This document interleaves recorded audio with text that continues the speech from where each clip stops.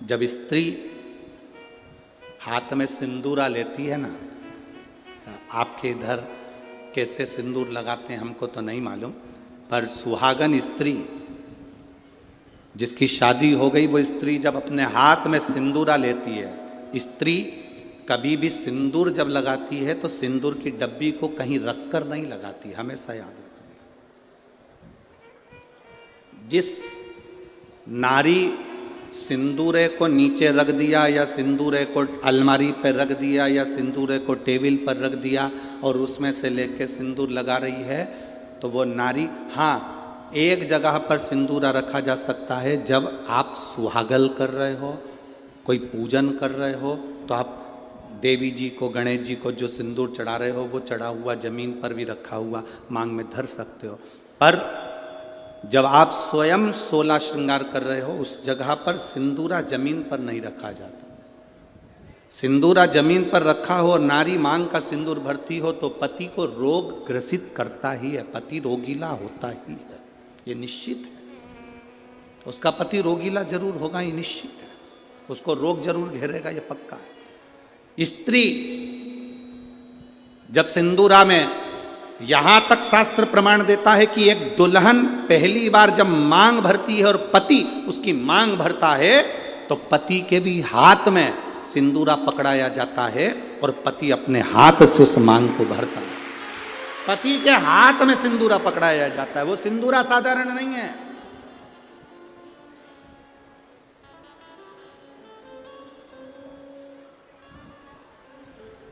आप में से कोई ऐसी आलसन हो सकती हैं, कोई ना कोई ऐसे आलसी हो सकते हैं कि ड्रॉज खोली, उसमें रखा था, उसी में से निकाल के और भर ली और उसी में रख दिया। ऐसी कहीं कहीं की मिस इंडिया हो सकती है, ऐसी कहीं कहीं की। पर मेरा विश्वास कहता है भिंड जिले की तो नहीं कह सकता कि ऐसी होगी, भिंड जिले की जितनी होंगी हाथ में सिंदूरा लेकर सिर पर मांग भरने वाली ही होगी। सिंदूरा हाथ में लेकर, तो स्त्री को हल्के में ले लो पर उसके सिंदूर को हल्के में नहीं ले सकते, सिंदूर में वो बल होता।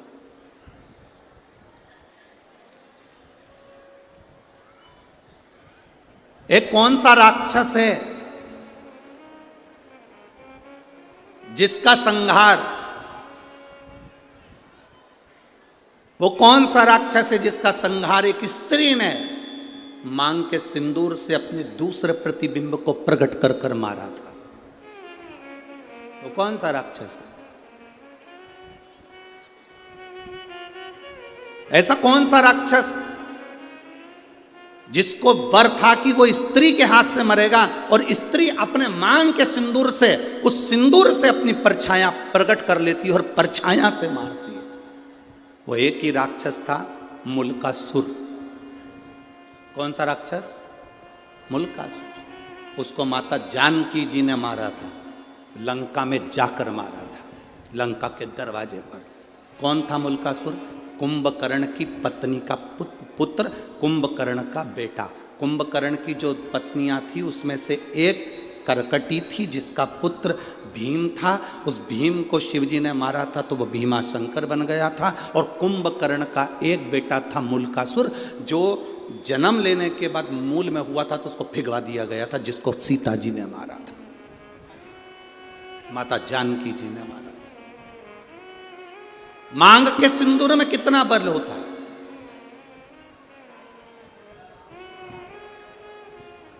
मांग के सिंदूर में कितनी तेजता होती है, कितना बल होता है, ये स्त्री जाने। स्त्री आज के ज़माने में तो ऐसी पेंसिल आ जाती है, वह पेंसिल से ऐसी लाइन लाइन खींच लेती है और पेंसिल से लाइन खींचा और काम खत्म, बस।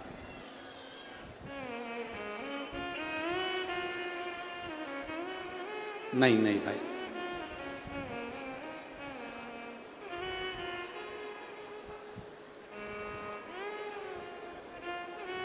आप में से आप लोगों ने देखा कि नहीं देखा, बड़े बड़े घर के लोग भले मांग भरने में संकोच करें, सिंदूर लगाने में संकोच करें,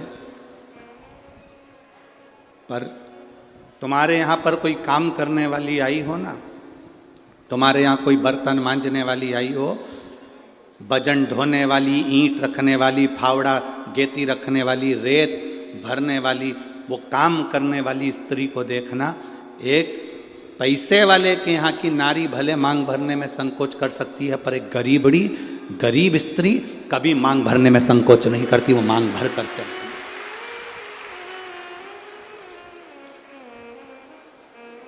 आपके यहाँ कोई बर्तन मांजने वाला आते हो, आपके यहाँ कोई झाड़ू लगाने वाली आती हो, आपके यहाँ कोई पोछा लगाने वाली आती हो, आपके यहाँ तगाड़ी ढोने वाली आती हो, वो स्त्री मांग में सिंदूर भर कर चलती है। बोलो जी आप लोगों ने देखा है कि नहीं देखा? ईमानदारी से बोलना हो।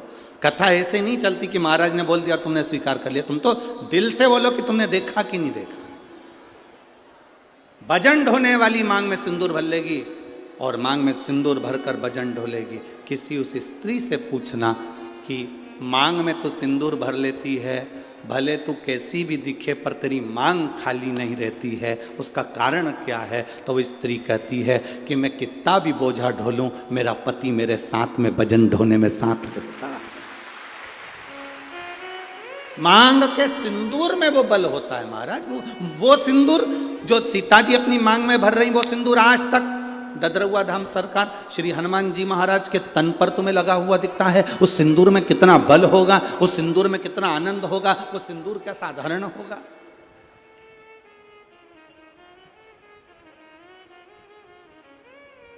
उसको पहचानो, उसको जानो।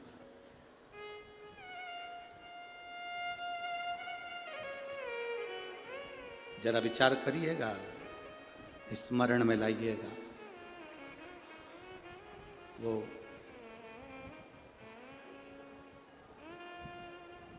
मांग का सिंदूर इतना प्रबल होता है, वो कहे ना, वो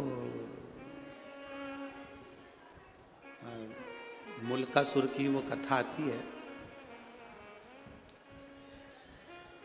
आप लोगों ने सुनी तो होगी, हमारे स्मरण में है कि आप लोग सुन के तो रखे होंगे, पर फिर भी आज शिव महापुराण में निकली है तो आप स्मरण करेंगे।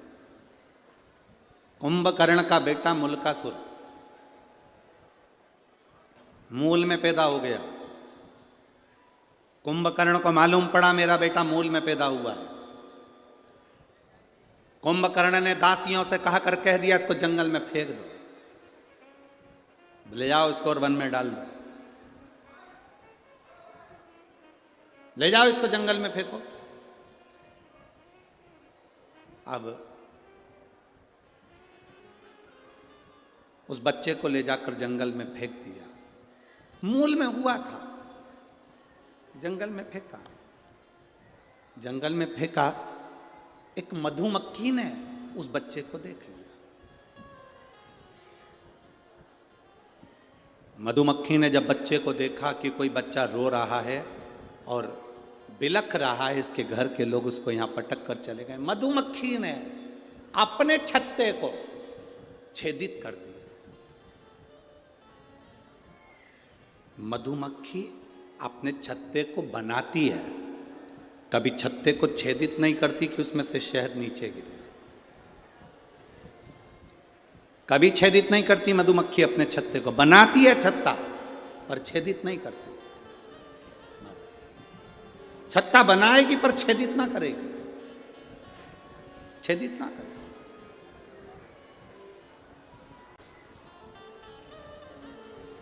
मधुमक्खी ने अपने छत्ते को छेदित कर दिया, शहद नीचे टपकने लगा। वो जो मुल्कासुर था, कुंभकर्ण का जो बेटा था मुल्का, वो नीचे सोया था, रो रहा था। मुंह में शहद उसके जाने लगा। मुल्का धीरे धीरे धीरे धीरे रोना बंद कर दिया। दूसरी मधुमक्खी आ गई, तीसरी मधुमक्खी आ गई। बहुत सारी मधुमक्खियों ने उस बालक को पाल पोस कर बड़ा करा और उसका नाम मुल्का, कुंभकर्ण का बेटा। कुंभकर्ण के दोनों बेटों का चरित्र बड़ा विचित्र है। एक करकटी से पैदा हुआ भीम, जिसको शिव जी ने मारा था तो भीमा शंकर, मेरे भोलेनाथ का 12 ज्योतिर्लिंग में से एक ज्योतिर्लिंग भीमा शंकर बना। और दूसरे नाम पर यह मुल्क, ये मुल्का। अब मुल्का बड़ा हो गया, मधुमक्खियों ने पाल पोस कर बड़ा करा, तो मधुमक्खी कोई माता मानता था, मधुमक्खी कोई पिता मानता था।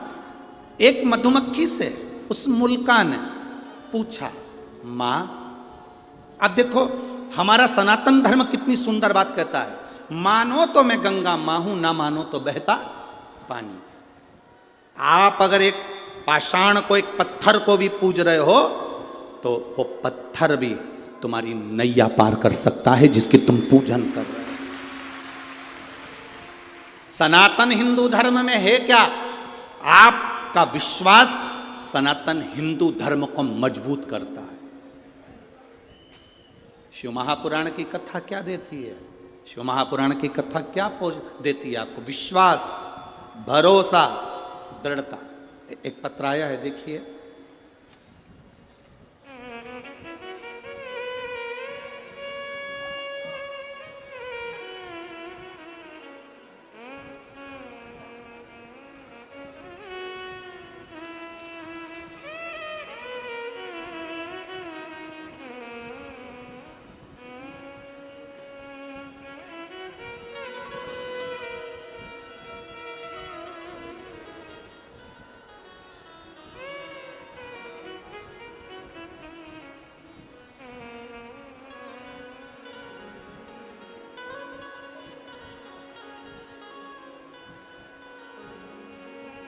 भरोसा देखिएगा।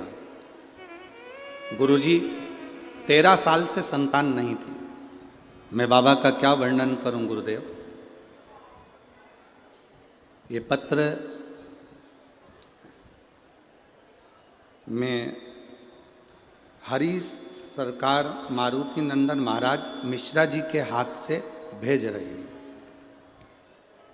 जिनने पत्र भेजा है वह हाथ आप ही लेके आए महाराज जी, एक बार हाथ हिला दीजिए। ये पत्र मैंने महाराज जी के हाथ से भेजा है। मैं दिल्ली से लाइव देख रही हूँ इस कथा को। ददरवा धाम सरकार के चरणों को नमन करती हूँ। गुरुदेव, ये पत्र मैं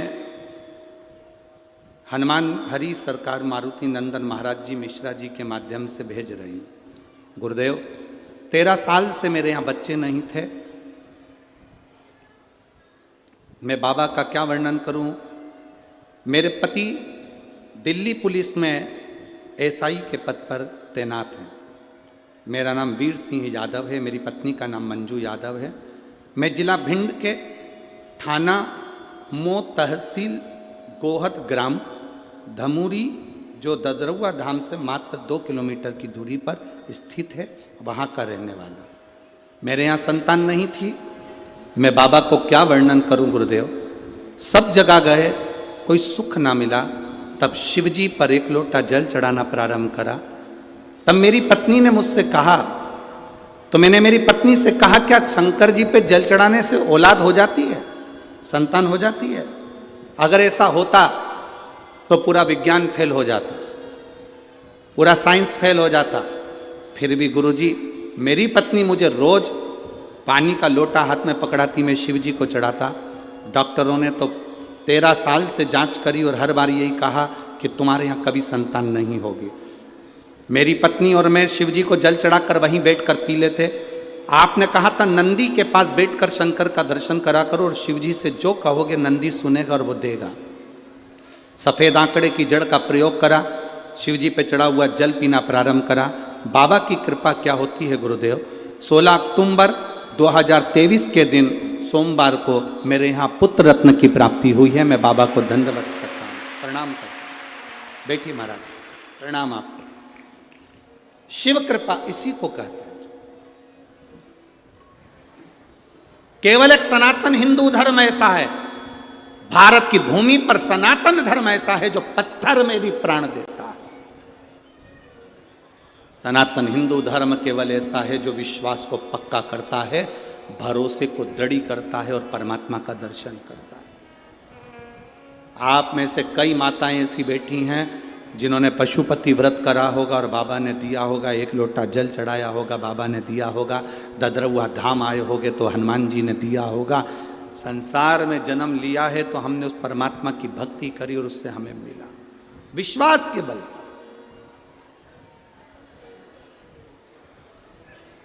हम तो आपसे मिलते भी नहीं हैं, आप सरकार से पूछ लेना, या पुजारी जी हों, पवन भैया हों, या इस ददरवा धाम के जितने सेवादार हों उनसे पूछना, सियोर वाला महाराज अपना कमरा छोड़कर बाहर तक नहीं निकलता। और जितने गार्ड लगे हों वहाँ, पुलिस विभाग के लोग लगे, उनसे पूछना। वो महाराज होंगे बहुत सारे आपके यहाँ आते होंगे, मिलते होंगे, जुलते होंगे, हम नहीं मिलते। हमारा एक ही काम है, हमारे पास में जो छोटा सा शिवलिंग है, ठाकुर जी हैं, उनका पूजन करना, जितना बन सके अपने को बाबा ने जो समय दिया है उस समय में पाठ करना और भगवान की माला जपना। जितनी जप सकते हो उतनी जपो। ये संसार से मिलेंगे तो आप 100, 500, 200 रुपये देकर जाओगे, पर मेरे भोलेनाथ को जपूंगा तो वो मेरी जिंदगी में मेरा हाथ पकड़कर ऊपर पहुंच जाएगा। केवल यही कथा नहीं, आपने पूरे जितनी बार कथा सुनी होगी, हमने एक बात कहा, हम मिलते नहीं है। बोला था कि नहीं बोला था? हम कहीं नहीं मिलते। पीछे के 1-2 दिन होते हैं जिसमें कहीं कोई मिलने वाला होता है तो मिलते, ना मिलते, कमरे से निकलते ही नहीं। और हमारे कमरे में हमारे चाहे गार्ड हों, चाहे आशीष भैया हो, चाहे हमारे ब्राह्मण हो, हमारे कमरे में नहीं आते। भजन करा, स्मरण करा, जाप करा, अनुष्ठान करा, भक्ति करी, केवल कथा में आए, यहाँ से चले, इसके सिवाय कुछ नहीं। क्यों मिलें आपसे? आप मिलो, श्री हनुमान जी महाराज ददरवा धाम में बैठे हैं उनसे आप मिलो, मेरे भोलेनाथ जी मंदिर में बैठे हैं उनसे आप मिलो, भगवान की अविरल भक्ति से। हमसे क्यों मिलना? किस लिए?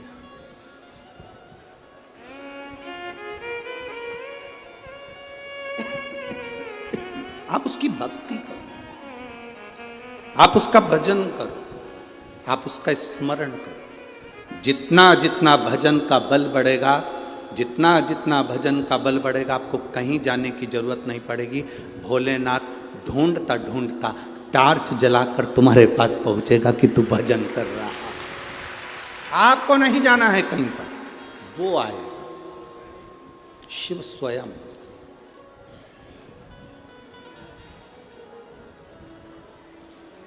शंभू का मतलब क्या होता है? अपन कहते हैं भोले शंभू। शंभू का मतलब क्या? स्वयं भू। किसी देवता को शंभू नहीं कहा गया, केवल एक देवाधिदेव महादेव जिनको शंभू कहा गया, क्योंकि वो स्वयं भू है, स्वयं प्रकट है। ना कभी जन्म हुआ, ना कभी मरता है। वो दुनिया के साथ में आज भी है, कल भी रहेगा। ब्रह्मांड नष्ट भी हो गया तो शिव रहेगा, बाकी का साफ है। स्वयं भू है वो, इसलिए उसको शंभू कहा गया। स्वयं भू शंभू है।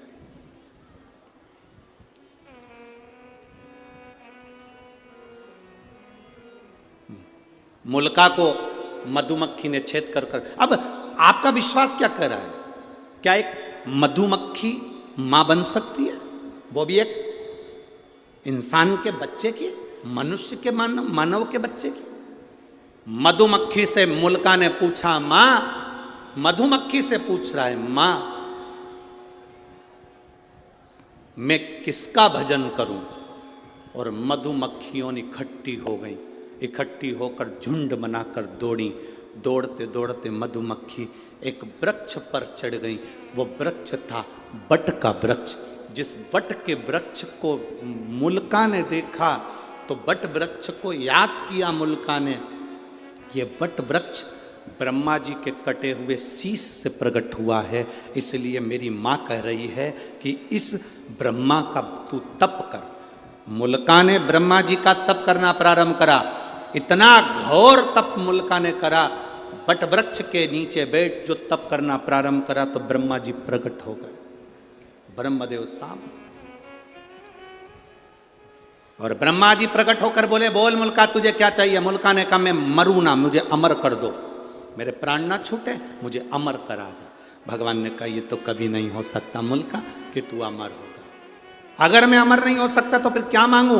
इतने में मुल्का ने कह दिया, बस अगर मैं अमर नहीं हो सकता, मेरे को मरना ही पड़ेगा, तो मुझे वर दो कि मुझे स्त्री मारे। और मुल्का ने कहा, कोई नारी में इतना बल नहीं होता जो मुझे मार दे। मैं कुंभकर्ण का बेटा हूं, कुंभकर्ण की जैसा हूं। अगर मारे तो मुझे स्त्री मारे, ब्रह्मा जी ने तथास्तु कह दिया, मुल्का चले गया। उसने तुरंत वहां से गया और मधुमक्खी से पूछा, मां मैं किसका पुत्र हूं? मधुमक्खी ले जाकर उसे लंका की ओर दिखा देती है मार्ग। मुल्का को मालूम पड़ा कि मैं कुंभकर्ण का बेटा हूं और मेरे पिता को राम ने मारा था, पर मेरे पिता का साथ विभीषण ने दिया था। मेरा चाचा, मेरे परिवार का व्यक्ति जिसने मेरे पिता को मारने में साथ दिया, मेरे ताऊ को मारने में साथ दिया, मैं विभीषण को नहीं छोड़ूंगा। और मुल्का लंका में प्रवेश करने लगा। लंका का गेट बंद करा गया, दरवाजा बंद करा गया। विभीषण को मालूम पड़ा कि मुल्का मेरे ऊपर आक्रमण कर रहा है, कुंभकर्ण का बेटा मेरे ऊपर आक्रमण कर रहा है। विभीषण रातों रात भागकर अयोध्या में आ गए। विभीषण रातों रात भागकर अयोध्या में आए। अयोध्या नरेश, भगवान राम ने पूछा, क्या बात है विभीषण, इतनी रात्रि को तुम यहां कहां पहुंच गए, कैसे आना हुआ?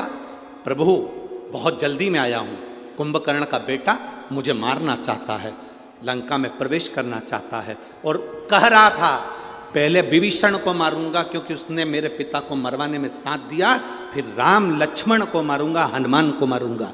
राम जी को क्रोध आया और राम जी ने लक्ष्मण, हनुमान, भरत, शत्रुघ्न की सेना सैनिकों के साथ भेज दी लंका के लिए। सेना लंका की ओर चली। बीच मार्ग में मुल्कासुर ने सेना को रोक लिया। युद्ध प्रारंभ हुआ। ऐसा भयंकर युद्ध लक्ष्मण जी के साथ में, भरत जी के साथ में, शत्रुघ्न जी के साथ में और हनुमान जी के साथ जब हुआ, मुल्का आखिरी में जीत गया। हार गए। हारते से ही तब तुरंत सूचना पहुंचाई विभीषण ने भगवान राम के पास में कि ये मुल्का तो मर नहीं रहा, क्या करा जाए? हनुमान है ना वहां पर, नहीं मर रहा। क्यों नहीं मर रहा समझ नहीं आ रहा। राम जी ने सेना तैयार करी और लंका की ओर चल दिए। बीच मार्ग में फिर मुल्का और राम जी का युद्ध प्रारंभ हुआ, पर मुल्का मरने को तैयार नहीं। मुल्का मरने को तैयार, मुल्का मर ही नहीं रहा। जब मुल्का नहीं मरा, मरने को नहीं आती, हनुमान जी को लगा मेरे प्रभु इस मुल्कासुर से युद्ध लड़ रहे हैं। रावण को तुरंत पछाड़ दिया, कुंभकर्ण को तुरंत पछाड़ दिया, मेघनाथ, अक्षय सब मारे गए, बड़े से बड़े असुर मारे गए। आज मेरे प्रभु के सामने ये मुल्कासुर है, कुंभकर्ण का बेटा, और मरता नहीं है। राम जी ने तुरंत वहां से छलांग लगाई और अपनी माता अंजना के पास पहुंच गए। मां अंजना ने पूछा, मेरा वीर बजरंगी आया है, मेरा हनुमान आया है? बेटे को गले से लगाकर पूछा, बजरंगी क्या बात है हनुमान? हनुमान कहते हैं, माँ पवनसुत क्या बात? हनुमान जी कहते हैं, माँ मुल्कासुर के साथ में मेरे प्रभु का युद्ध हो रहा है पर मरता नहीं है। माता अंजना ने कहा, रुक बैठ मेरे साथ। माता अंजना ने पार्थिव शिवलिंग का निर्माण करा, शिव जी की स्तुति करी, शंकर भगवान से पूछा, बाबा पधारो, भगवान राम युद्ध लड़ रहे हैं पर मुल्कासुर मरता नहीं है, आप आओ। उसी समय देव अधिदेव महादेव प्रकट होकर बोले, क्यों चिंता करती हो अंजना? हनुमान से कहो राम जी की आज्ञा लें, सीता जी को अयोध्या से बुलाया जाए और मुल्कासुर के साथ युद्ध कराया जाए। सीता को बुलाएं और युद्ध कराएं? पर माता जानकी तो कभी क्रोध करती ही नहीं है। माता सीता को तो कभी जिंदगी में क्रोध आता ही नहीं है। मां जानकी तो कभी क्रोध करती नहीं, क्योंकि राजा जनक की पुत्री है। राजा जनक को शब्द पर शब्द लोगों ने कहा, पर राजा जनक जी को कभी क्रोध नहीं आया। जनक की पुत्री जानकी कैसे क्रोध कर सकती है? वो जानकी तो कभी क्रोध कर ही नहीं सकती। माता सीता तो कभी क्रोध कर ही नहीं सकती। भोलेनाथ जी ने कहा, आप राम जी से आज्ञा लो। हनुमान जी महाराज तुरंत राम जी के पास गए। महाराज, इस मुल्कासुर को ब्रह्मा जी का वर है, ये स्त्री के हाथ से मरेगा। आप जब तक सीता को नहीं लाएंगे, सीता ही इसको मार सकती है। राम जी ने आज्ञा करी, हनुमान जाओ अयोध्या, सीता को लेकर आओ। माता सीता को लेकर आओ। जानकी जी मांग में सिंदूर भर रही थी, माता जानकी श्रृंगार कर रही थी। जिस समय हनुमान जी पहुंच गए, हनुमान जी ने पूछा, मां ये मांग में सिंदूर क्यों? इससे पति की आयु बढ़ती है, पति अच्छा रहता है। हनुमान जी ने कहा माँ मैं भी सिंदूर लगा लूं तन पर। हनुमान जी लगाए तन पर सिंदूर। माता जानकी जी से कहा माँ जल्दी श्रृंगार करिए, मेरे साथ चलिए। राघव जी ने, मेरे प्रभु ने आपको बुलाया है, राम जी ने आपको बुलाया, स्वामी ने बुलाया है। सीता जी हनुमान जी के साथ पहुंच गई युद्ध के मैदान में। राम जी ने कहा जानकी ये सामने जो मुल्कासुर खड़ा है इसको तुझे मारना है। सीता जी कहती है मुझे तो क्रोध आता ही नहीं, मैं कैसे मार सकती हूं, कैसे मार सकती हूं। सीता जी को क्रोध नहीं आ रहा था, मैं कैसे मारूं। राम जी ने सोचा करूं तो करूं क्या। मेरे राघव जी ने शिव जी का स्मरण करा, बाबा हे रामेश्वरम, हे शंकर अवघड़दानी आप पधारो। बाबा ने आकर पूछा क्या बात है राघव जी। राघव जी कहते हैं ये सीता को क्रोध नहीं आ रहा, सीता को क्रोध नहीं आएगा तब तक मुल्कासुर मरेगा नहीं। तुरंत भोलेनाथ जी ने कहा मेरा 11वां रुद्र उतारे हनुमान। शिव और शक्ति कभी अलग नहीं होते, हनुमान भी शिव और शक्ति का प्रतिबिंब है। हनुमान का जो शरीर है वो शिव है और हनुमान की जो पूंछ है वो शक्ति है। हनुमान का शरीर शिव है और हनुमान की जो पूंछ है वो शक्ति है। हनुमान का शरीर शिव है और जो पूंछ है वो पार्वती है। एक काम करो हनुमान, जहां से सीता जी निकलकर रथ के ऊपर चढ़े वहां तुम्हारी पूंछ से तुम थोड़ी सी बुआरी लगा देना, झाड़ू लगा देना, थोड़ी सी बुआरी, थोड़ी सी झाड़ू अपनी पूंछ से लगा देना, थोड़ी सी बुआरी।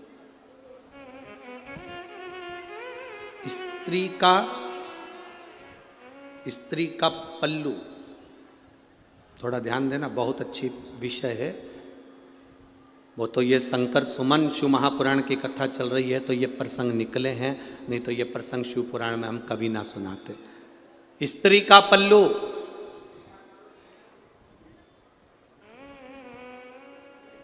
एक माता का पल्लू, नारी की चोटी, नारी के केश और हनुमान जी की पूंछ, ये तीनों में पार्वती की शक्ति समाई होती है। एक इसलिए हमारे भारत का इतिहास रहा है, हमारे सनातन धर्म का इतिहास रहा है। माताएं जब अपने बच्चे को रोता हुआ देखती है तो अपने पल्लू से ऐसी ऐसी नजर उतार देती। बोलो री जीजियो, सही है कि गलत है। चलो ये भी जाने दो, जब लड़का शादी के लिए जाता है या लड़की की शादी होती है तो माँ अपने पल्लू में 2-3 चीज रखती है। एक तो वो ऐसी मथनी करती है ना, क्या बोलते हैं उसको, रई, रई, ऐसी रई को अपने पल्लू में लेके दूल्हे के ऊपर से, दुल्हन के ऊपर से ऐसा ऐसा करती है। हमारे यहाँ उसको परछन कहते हैं, आपके यहाँ क्या कहते हैं? जम के तो बोलो जरा, आपके यहाँ करते कि नहीं करते पहले तो ये बताओ। फिर वो मूसल लेती है छोटा सा, फिर मूसल को भी दूल्हा दुल्हन के ऐसा ऐसा करा जाता है। फिर वो सूपड़ा रहती है, सूपा फटकने वाला, उसका कोना लेकर वो भी ऐसा ऐसा दूल्हे को दुल्हन को करती है। क्या बोलते हैं इधर? हमारे यहाँ उसको परछन कहते हैं, दूल्हा दुल्हन की परछन करी। सास करती है, माँ करती है। माँ का पल्लू, माता का पल्लू, स्त्री की चोटी, हनुमान जी की पूंछ, उसमें माँ जगत जननी दुर्गा, माँ आद्य शक्ति समाई होती है। तुरंत कह दिया भोलेनाथ जी ने, जब सीता यहाँ से निकल कर जाए, हनुमान तेरी पूंछ से बुआरी लगा दे। उस पूंछ का एक कण भी सीता के शरीर को छू गया, सीता में तेज देवी का आ जाएगा और इतना क्रोध करेगी कि तुझे कुछ नहीं करना, वो मुल्कासुर को मार देगी। मुल्कासुर इतना तेज। हम हनुमान जी के मंदिर में जाते हैं, वहां का सिंदूर अपने सिर पर लगाते हैं। क्यों लगाते हैं? कारण क्या है?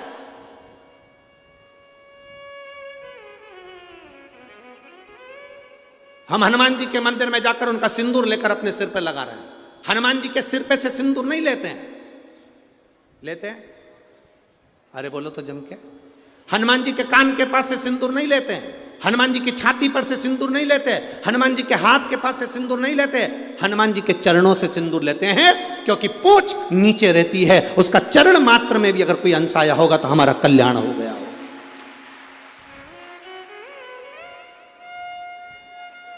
अब तुम्हारे यहां अगर ऐसा होता हो कि सिर पे से सिंदूर लेके लगा लेते हो तो बात दूसरी। हाँ, शास्त्र नहीं है, शास्त्र ये वर्णन करता ही नहीं कि सिर पे से सिंदूर। यहां तो हनुमान जी के चरणारविंद का सिंदूर लेकर मस्तक पर लगाया जाता है। हनुमान जी की पूंछ नीचे रहती है, उस पूंछ में से एक अंश भी उनके केश का भूमि पर गिरा होगा, उसमें सिंदूर लग गया होगा, हमारे मस्तक पर लगा होगा तो हमें बल मिलेगा, बल मिलेगा तो संसार से लड़कर हम आगे निकल जाएंगे।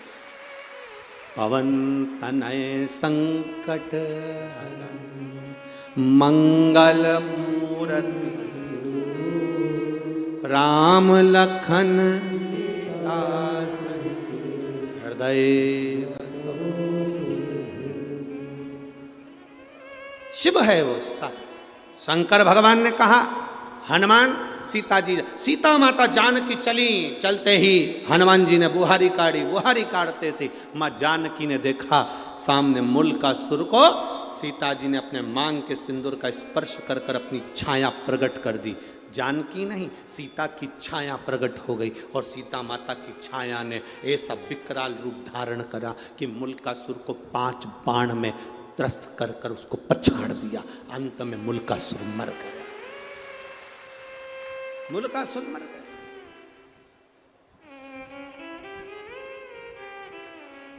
समाप्त। शिव शिव है, शंकर ओघड़ी है। महाराज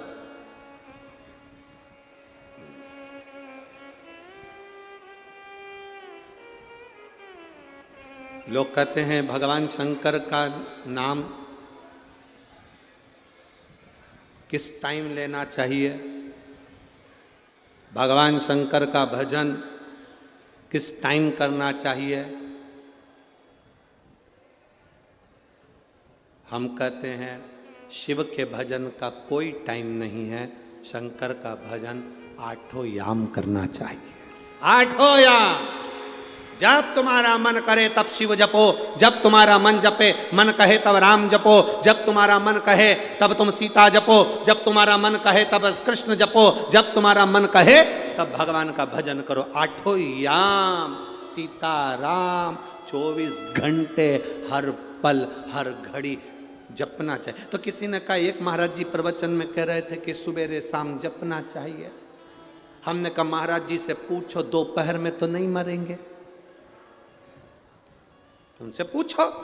जो तुमसे कहते हैं कि केवल सुबह शाम भगवान का भजन करना चाहिए, उनसे पूछा जाए क्या दोपहर में नहीं मरोगे कि रात को नहीं मरोगे। जब तुम्हारी श्वास चल रही है, 21,600 श्वास इस शरीर में से जो निकल रही है, 3.5 करोड़ रोम छिद्र इस शरीर के जो आनंद दे रहे हैं, हर घड़ी हर पल हर क्षण जपो।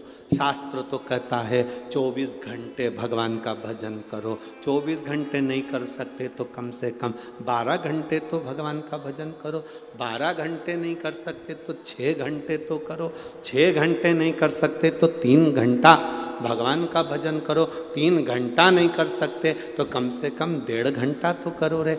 1.5 घंटा नहीं कर सकते तो आधा घंटा करो। आधा घंटा भी अगर भगवान का नाम नहीं ले सकते तो 15 मिनट लो। 15 मिनट भगवान का नाम भजन नहीं कर सकते तो 5 मिनट करो। 5 मिनट नहीं कर सकते तो 1 मिनट करो। और 1 मिनट भी अगर भगवान का भजन नहीं कर सकते तो चुल्लू भर पानी में डूब मरो। 24 घंटे में से 1 मिनट भी तुम परमात्मा के लिए नहीं निकाले, तुम्हारा जीवन बेकार है। काय का जीवन? ददरौआ धाम के नजदीक में रह रहे हो, 8-10 किलोमीटर 40-50 किलोमीटर दूरी के रह रहे हो, और उसके बाद भी सोच रहे हो कथा में जाऊंगा, कथा में जाऊंगा, कथा में जाऊंगा। बाबा ने कितनी कृपा करी, ये सोचो। गुरु महाराज को धन्यवाद देना कि कितनी बड़ी कृपा भोलेनाथ ने करी, जो यहाँ कथा का आयोजन शिव ने करवा दिया। जरा विचार करिए, सोचिए, शिव बिना कुछ। ओघड़ी है शंकर, ओगड़दानी है शंकर। त्रिकालदर्शी है शिव, करुणा सागर है शिव।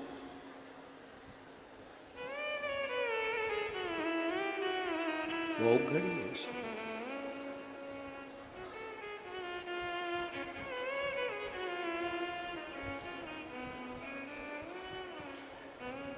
महाराज, रामायण किस किस ने पढ़ी है और रामायण किस किस ने सुनी है और रामायण टीवी पर किस किस ने देखी है? हाथ उठाओ जरा। सबने देखी है, सबने सुनी है, सबने पढ़ी है। धन्यवाद आपको कि आपने रामायण का अध्ययन किया, पढ़ा, स्मरण किया। रामायण में एक लंका में प्रवेश श्री हनुमान जी महाराज करते हैं तो लंकनी से मिलन होता है।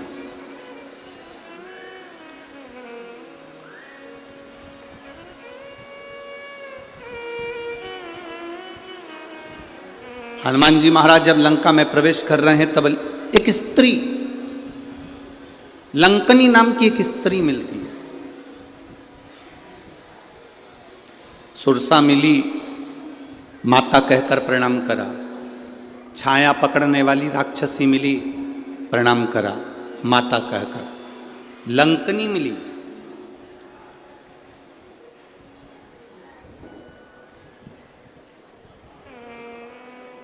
क्या हमारा शास्त्र, क्या हमारा वेद, क्या हमारा पुराण ये कहता है कि स्त्री को मारा जाए या स्त्री को हाथ मारा जाए या थप्पड़ मारा जाए या गाली दी जाए? किसी वेद में, किसी पुराण में, किसी शास्त्र में ऐसा वर्णन नहीं है।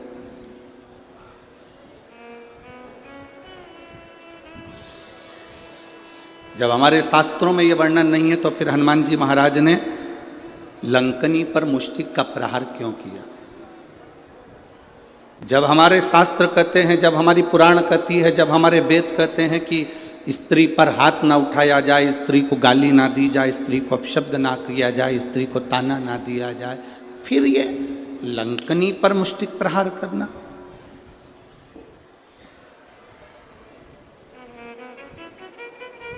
लंकनी पर मुष्टिक प्रहार? कौन है ये लंकनी? कौन है ये स्त्री जो लंका के दरवाजे पर खड़ी है और इंतजार कर रही है श्री हनुमान जी महाराज का कि एक बानर आएगा, मुझे स्पर्श करेगा, मेरे ऊपर मुष्टिक का प्रहार करेगा और मेरे प्राण छूटेंगे? कौन है ये? शिव की निंदा ना करें, शंकर की निंदा ना सुने, शंकर की निंदा कहीं हो रही हो, शंकर की निंदा कहीं चल रही हो, कोई शंकर के लिए अपशब्द कह रहा हो, तो बड़े से बड़ा विद्वान भी अगर शंकर की निंदा कर रहा हो तो वहां मत बैठना। हम तो यहां तक कहेंगे, कोई विद्वान से विद्वान व्यक्ति भी अगर शंकर की निंदा कर रहा हो तो उस कथा को छोड़कर चले जाना, अपने को नहीं सुनना, शंकर की निंदा ही नहीं सुनना। कोई शिव की निंदा करता मिल जाए तो बिल्कुल मत सुनो, वहां से उठकर चले जाओ। लंकनी कौन थी? ब्रह्मलोक के प्रथम दरवाजे की द्वारपाल थी ये लंकनी। ब्रह्मलोक के प्रथम दरवाजे की द्वारपाल। ब्रह्मलोक में कितने दरवाजे हैं? 7। और ब्रह्मलोक के 7 दरवाजे में से प्रथम दरवाजे की द्वारपाल है लंकनी। इतनी सुंदर स्त्री, इतनी सुंदर, इतनी सुंदर कि देवलोक की अप्सराएं भी उसके आगे फीकी थी, उस लंकनी के आगे। इतनी सुंदर थी वो। दरवाजे पर द्वारपाली करती थी। जब माता ब्रह्माणी, ब्रह्मा जी की धर्म पत्नी कहीं जाती थी तो लंकनी उनका द्वार खोलती थी, क्योंकि 1 नंबर का दरवाजा माता ब्रह्मणी के आगमन और जाने के लिए था। ब्रह्मवैवर्त पुराण का ये चरित्र जीवन को सुख देने वाला है। दरवाजा खोल देती है लंकनी। बड़ी सुंदर थी ये ब्रह्मलोक के पहले नंबर के दरवाजे की द्वारपाल। अप्सरा थी, बड़ी सुंदर। दरवाजा खोलती है, ब्रह्माणी निकल जाती है, दरवाजा बंद कर देती है, फिर आ जाती है। इसका काम था।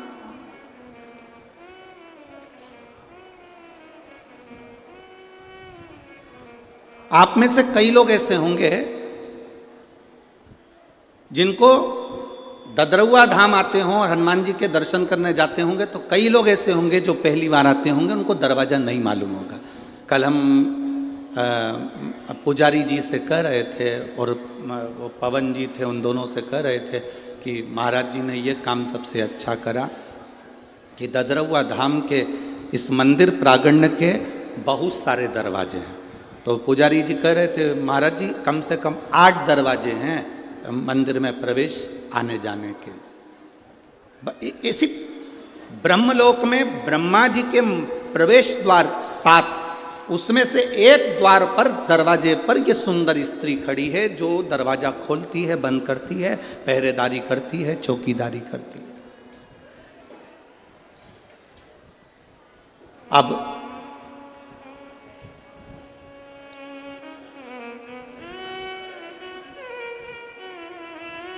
एक बार इंद्र एक दरवाजे से ब्रह्मा जी के पास जा रहे थे, भगवान नारायण ब्रह्मा जी के पास दूसरे दरवाजे से जा रहे थे, गरुण वरुण सारे देवता एक एक दरवाजे से जा रहे थे। एक दरवाजा ऐसा था जो 1 नंबर का दरवाजा था, वो खुला था। ब्रह्मा जी क्या सभा लग रही है, ब्रह्मा जी क्या सभा होने वाली है, ब्रह्मा जी क्या मीटिंग होने वाली है, सब देवता आमंत्रित हो रहे हैं और उसी आमंत्रण में भगवान शिव भी प्रवेश कर रहे हैं।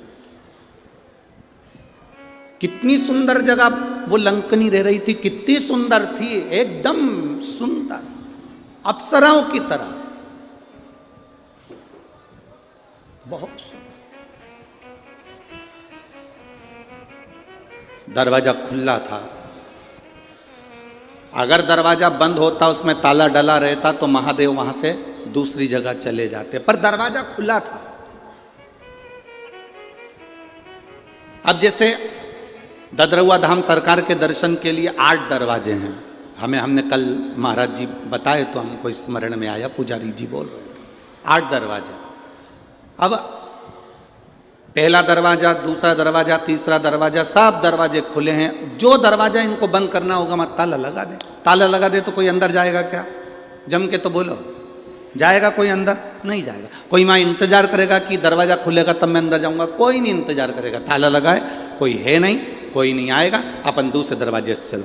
पहले नंबर के दरवाजे पे पहुंच गए, दूसरे नंबर के दरवाजे पे पहुंच गए, तीसरे पे पहुंच गए। दर्शन करने के लिए जो दरवाजा खुला था उन दरवाजे पर अपन पहुंच गए।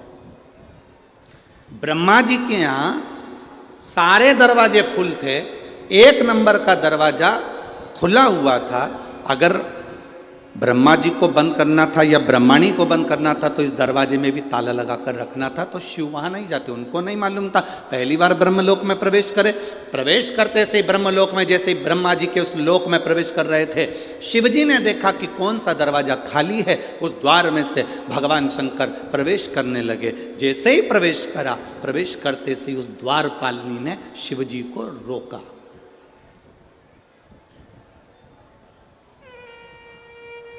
वो दरवाजे पे खड़ी हुई उस लंकनी ने, उस द्वारपालिनी ने, जो सुंदर है, अति रमणीय, अति सुंदर, उसने रोक दिया।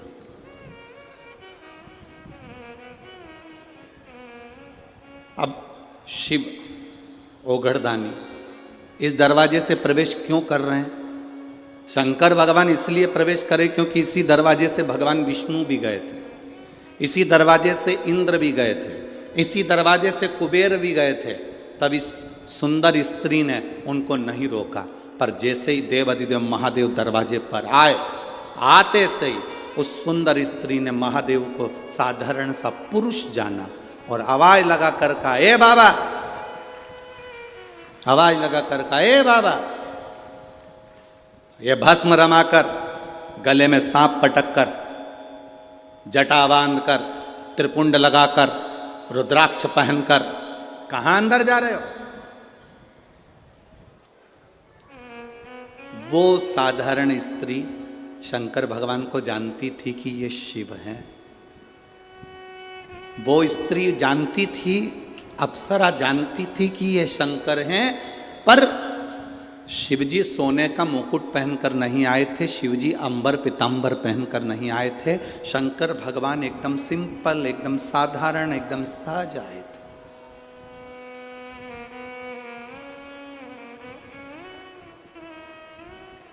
अब यहाँ जितने संत बैठे हैं आप इनका दर्शन कर रहे हो, और भी संत आए उनका कभी दर्शन करिए, और भी संत आए उनका दर्शन करिए, जितने उधर बैठे हैं उन संतों का भी दर्शन करिए, और भी कुंभ के मेले में जाने के बाद में आप कुंभ के मेले में दर्शन करिए संतों का। कोई भस्म चढ़ाया हुआ है, जटाजूट बांधा हुआ है, मृगछाला पहना हुआ है, रुद्राक्ष पहना हुआ है, किसी संत को कभी हल्के में मत लो। हमने कह दिया ये बड़े हैं वो छोटे हैं, ये बड़ा है वो छोटा, ना ना ना ना, ये हमारी दृष्टि है कि हम बड़ा छोटा करते। संत, साधु, गुरु और अग्नि, अग्नि देखिए, आग कभी छोटी नहीं होती। आग घास के पूले पर कपड़े में कागज में छोटी सी चिंगारी भी पटक दो, पूरा मकान जलाकर राख कर देती है, पूरा मकान। संत, साधु, गुरुजन, ब्राह्मण जन, अग्नि साधारण नहीं होती, छोटी से छोटी अग्नि भी पूरे मकान को जलाने की सामर्थ्यता रखती है। छोटे से छोटा संत भी राम नाम, कृष्ण नाम, शिव नाम में इतना डूबा रहता है कि दुनिया के पाप को जलाने की सामर्थ्यता रखता है। हम उसको ले लेते हैं हल्के में, नहीं साधारण संत होंगे, हाओ पंडित जी का छोरा होगा, हाओ ऐसा होगा, हाओ वैसा होगा, ना ना ना ना।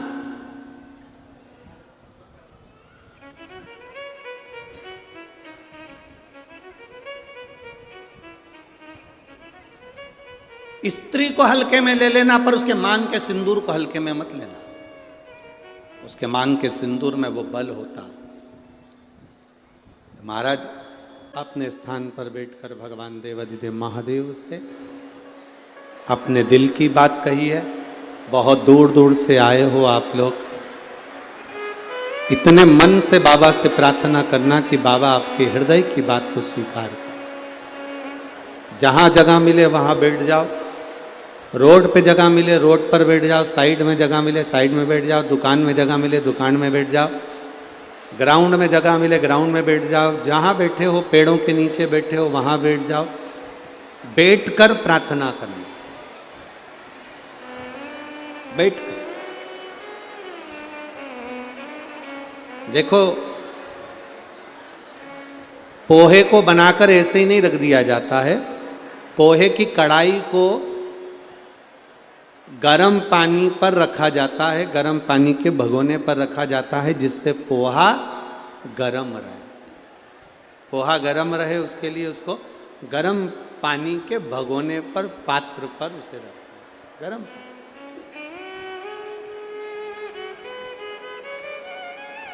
पोहा गर्म रहे इसलिए उसको गर्म पानी के पात्र पर रखा जाता है।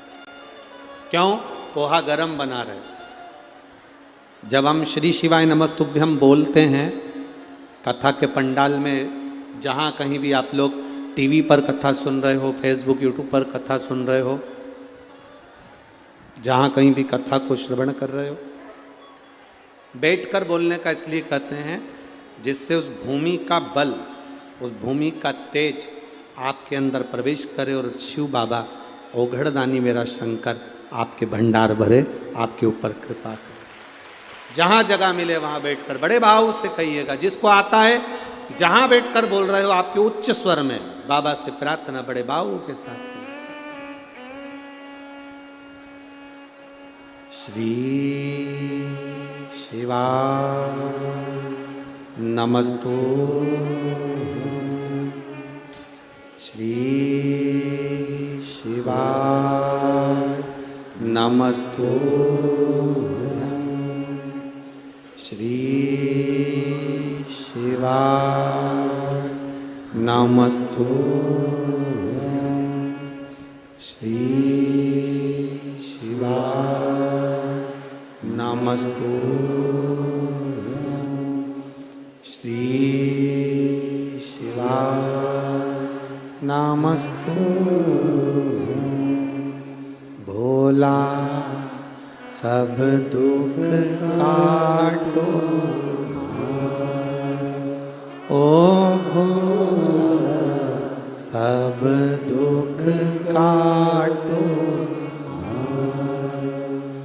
शिव शंकर जपूं तेरी माला, भोले बाबा जपूं तेरी माला, भोला सब दुख काटो, ओ भोला सब दुख काटो। वेश है मंगल मंगलकारी, वेश है मंगल मंगलकारी, शमशान वासिया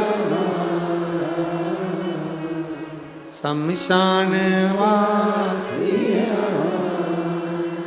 ओ भोला सब दुख काटो, ओ भोला सब दुख काटो।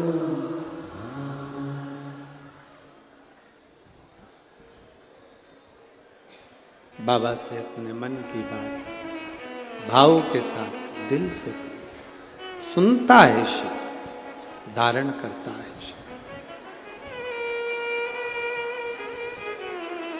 शिव कथा कह रही है, शिव महापुराण वर्णन कर रही है, शंकर भगवान का चरित्र कह रहा है। लंकनी स्वयं ब्रह्मा जी के दरवाजे पर खड़ी वो सुंदर स्त्री, ब्रह्मलोक के दरवाजे पर खड़ी वो सुंदर स्त्री, अति सुंदर, अति सुंदर, और इतनी सुंदर है वो स्त्री, इतनी सुंदर है जो ब्रह्मा जी के प्रथम दरवाजे की द्वारपालनी है, द्वारपाल है।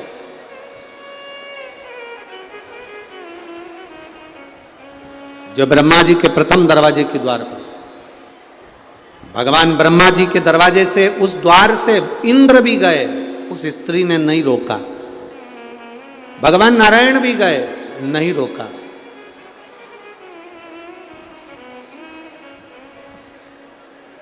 पर देव अधिदेव महादेव जब निकल कर गए, उस स्त्री ने रोक दिया। हे बाबा, अरे बाबा, कहा कहाँ जा रहे हो? शरीर तो देखो आपका, भस्म लपेटे हो, गले में सांप पड़ा हुआ है, जटा बंधी हुई है। बहुत ध्यान से कथा सुनिएगा, बहुत दूर दूर से आप लोग आए हो। दिल में शिव को बिठा कर लेकर जाना। शंकर को दुनिया के लोगों ने हल्का ही लिया, बहुत हल्के में शंकर जी को लोग लेते हैं।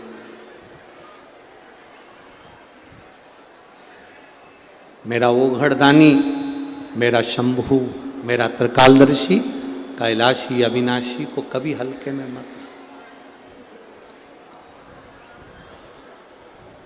उसके दरवाजे पर जाकर अगर आपने एक गीला कपड़े का पोछा भी लगाया है ना, तो वो खाली नहीं छोड़ता है।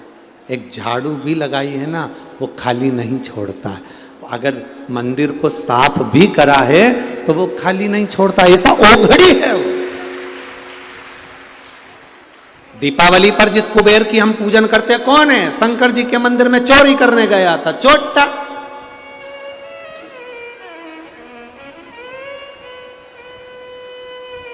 वो तो चोरी करने गया था, चोरी का सामान देख रहा था कि मंदिर में से क्या चुराऊं। अंधेरा था, दिया जल रहा था टिमटिमाता हुआ। अपने तन का कपड़ा उतारा, वहीं पर कपड़े में आग लगाई, चोरी का सामान देख रहा था, क्या क्या चीज चुराना है शंकर जी के मंदिर में। भोलेनाथ प्रकट हो गए। शिव जी ने प्रकट होकर कहा, मांग तुझे क्या चाहिए? चोट्टा बोला, मैं तो चोर हूं। शंकर जी बोले, भले तू चोट्टा है, पर मेरे मंदिर में आज तूने शिवरात्रि के दिन प्रकाश कर दिया, उजाला कर दिया। मैं भी तेरी जिंदगी में उजाला करना चाहता हूं। मांग मांग, तुझे चाहिए क्या? अब भोलेनाथ जी ने उसको कुबेर की सिंहासन दे दिया, चोर को कुबेर बना दिया, चोर को कुबेर। गया चोर ऊपर कुबेर के सिंहासन पर, कुबेर बैठा था, उससे कहा उतरो नीचे, ये कुर्सी हमारी है।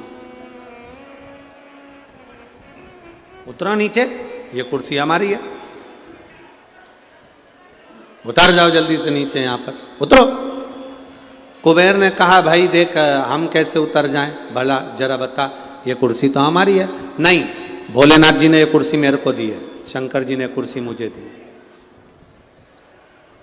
भोले बाबा ने ये कुर्सी मुझे दी है, तुम उतरो।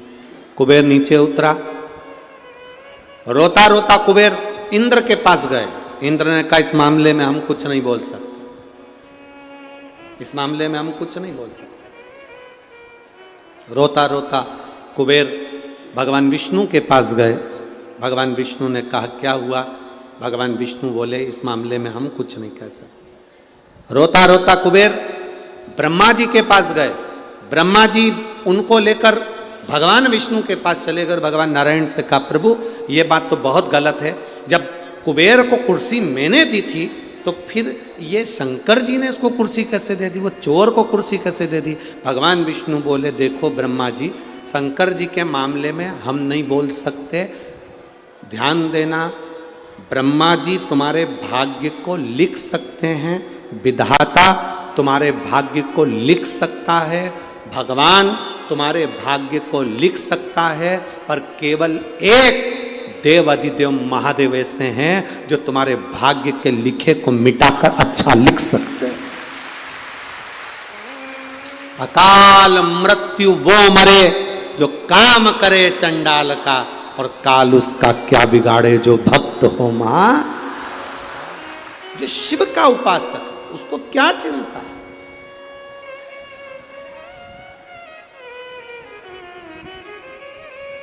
शिव की आराधना करने वाले को क्या चिंता? कल महाराज जी पुजारी जी कह रहे थे कि रात्रि को लाखों की संख्या में भक्त ये ददरौआ धाम में आ चुके थे। रात्रि को लाखों की संख्या में भक्त ददरौआ धाम आ चुके थे। सबने अपना अपना जगह संभाल ली थी और सब तो बता रहे थे पुजारी जी की गुरु जी मंदिर में भी इतने भक्त आए हैं और यहाँ पर भी इतने भक्त आए हैं, पर हमारे जीवन की पहली ऐसी कथा है कि भक्त जब कथा सुनता है तो उसके मुंह से आवाज़ नहीं आती, दर्शन करता है तो लाइन से दर्शन करता है, आराम से दर्शन कर रहा है और बड़े आराम से लोग कथा कर रहे हैं। शिव की उपासना करने वाला, ये शंकर की, राम की, कृष्ण की जिसके अंदर भक्ति होती है वो मौन रहकर अलमस्त होकर कथा का लाभ लेता, अलमस्त, उसको कोई मतलब नहीं, कोई। आग लगे बस्ती में, बोलो बोलो जम के बोलो, अपन रहो। शंकर भगवान कितनी मस्ती में रहते, जहर पी लिया, कंठ में विष भरा है तो भी आराम से रह रहे हैं। आप में से कहीं का भी एक आध बार मच्छर काट खाए तो 25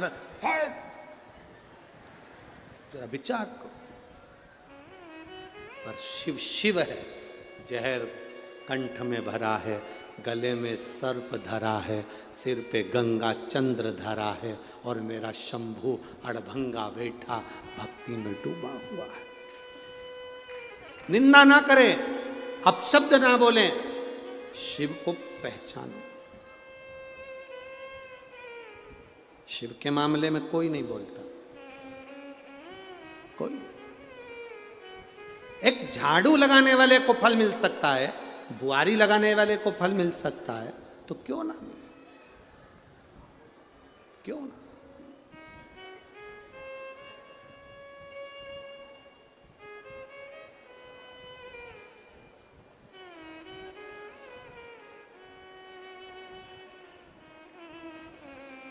एक महिला ने एक पत्र लिखा है।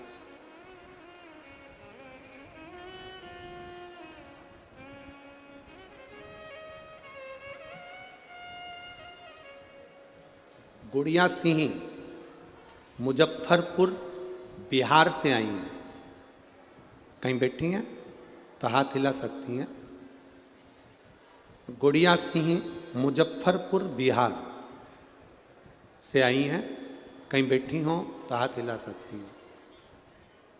जहाँ कहीं बैठी हों तो अपने हाथ हिला सकती हैं। आप ही हैं, एक बार ऐसे हाथ हिला दो। गुड़िया सिंह मुजफ्फरपुर बिहार। बच्चा आया है जिसकी आंखें पूरी चली गई थी, यही है वो, यही है बच्चा। मैं गुड़िया सिंह मुजफ्फरपुर बिहार से हूं। मैं पहली बार भोपाल की कथा में गई थी और वहां कथा के पंडाल में बाबा से कहकर आई थी, मेरे बच्चे की आंख में बहुत बड़ी बीमारी हो गई है, उसकी आंखों से दिखना बंद सा हो गया है, कुछ नहीं आता, बाबा संभाल लेना। गुरुजी आप कहते हो कथा के पंडाल में बोला गया बाबा सुनता है। मैं भोपाल की कथा में कही थी अगर मेरे बेटा ठीक हो जाएगा तो मैं जहाँ भी कथा नज़दीक में होगी वहाँ जाकर बाबा को प्रणाम करूँगी। गुरुदेव बच्चा ठीक है बाबू, आँखों से दिखना प्रारंभ हुआ, उसको लिया एक बार लाओ। इसकी आँख में बहुत बड़ी बीमारी हो गई थी जिसका नाम भी मैं लेना नहीं चाहती। शायद भगवान से प्रार्थना करूंगी कि ऐसी बीमारी किसी के मत देना। आंखें चली गई, दिखना बंद सा हो गया, शरीर बेकार हो गया। बड़े से बड़े डॉक्टर का इलाज करवा लिया पर ठीक नहीं। भोपाल की कथा में आई थी, बाबा को प्रार्थना करी थी। शहद वाला प्रयोग जो आपने बताया था गुरुजी, पीपल के पत्ते का दोना बनाकर शहद भरकर शिव को चढ़ाकर नैनों में लगाने का, मेरे बच्चे की आंख वापिस आ गई और जो बड़ी बीमारी हुई थी वो मिट गई है। मैं बाबा को यहाँ प्रणाम करने के लिए। ओघड़ी है शंभू, ओघड़ी।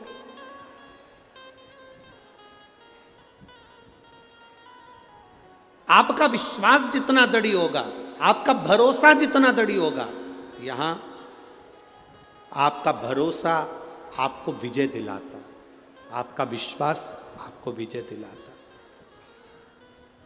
आप झाड़ू भी लगा रहे हैं उसके दरवाजे की तो वो फल देता है।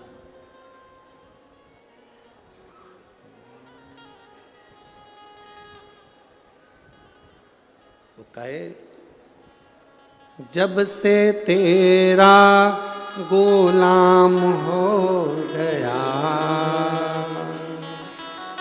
तब से मेरा भी नाम हो गया।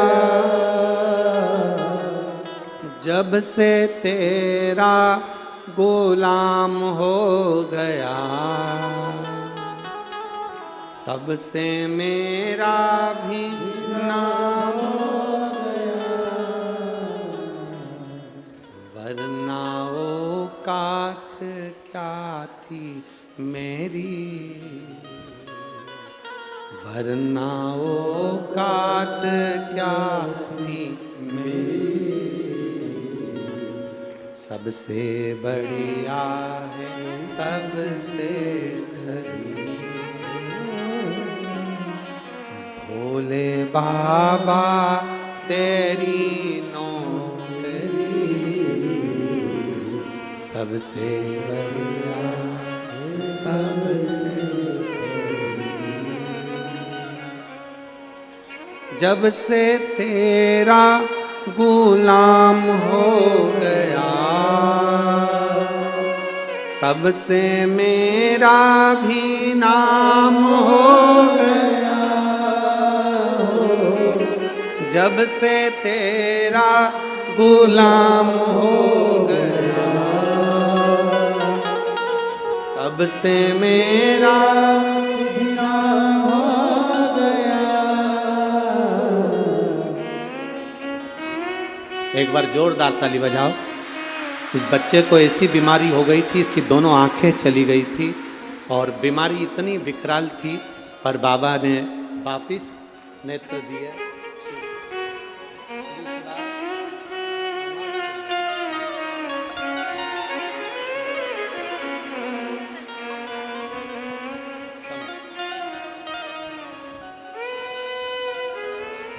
वरना औकात क्या थी मेरी, सबसे बढ़िया सबसे।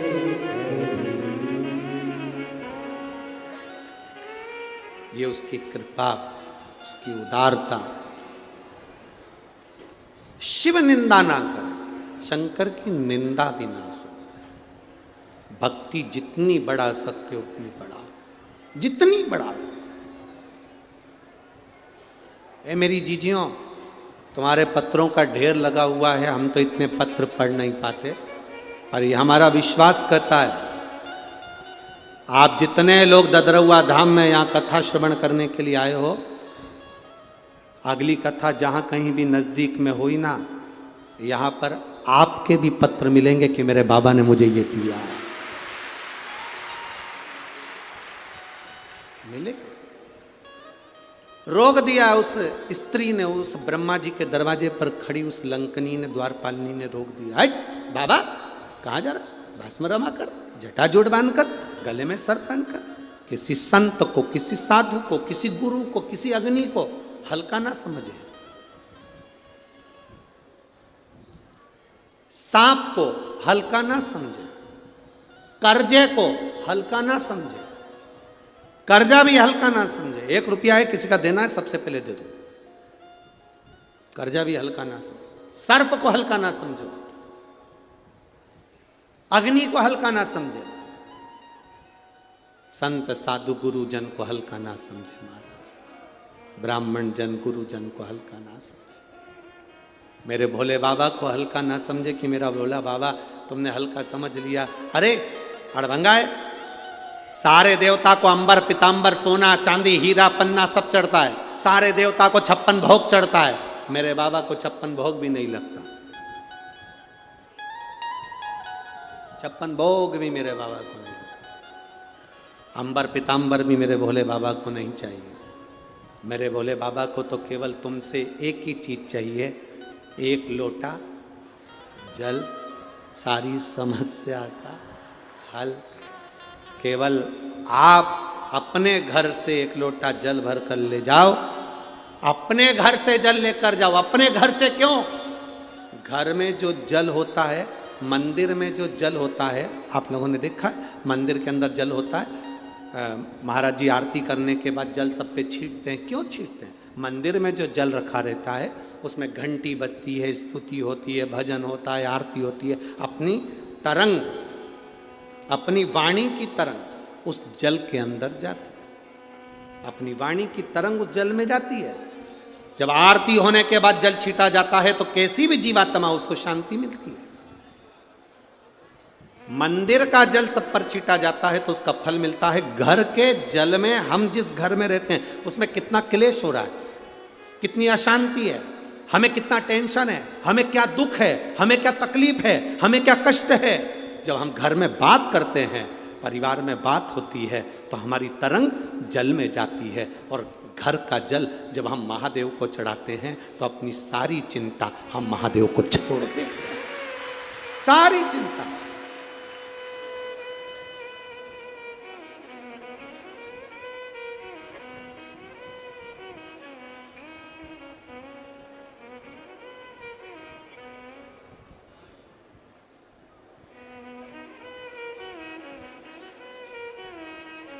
हमारी पूरी चिंता हमने महादेव को सौंप दी, हमने अपने जीवन की पूरी टेंशन उनको दे दी। वो आप लोग आरती में भजन में गाते हो ना, अब सौंप दिया सब भार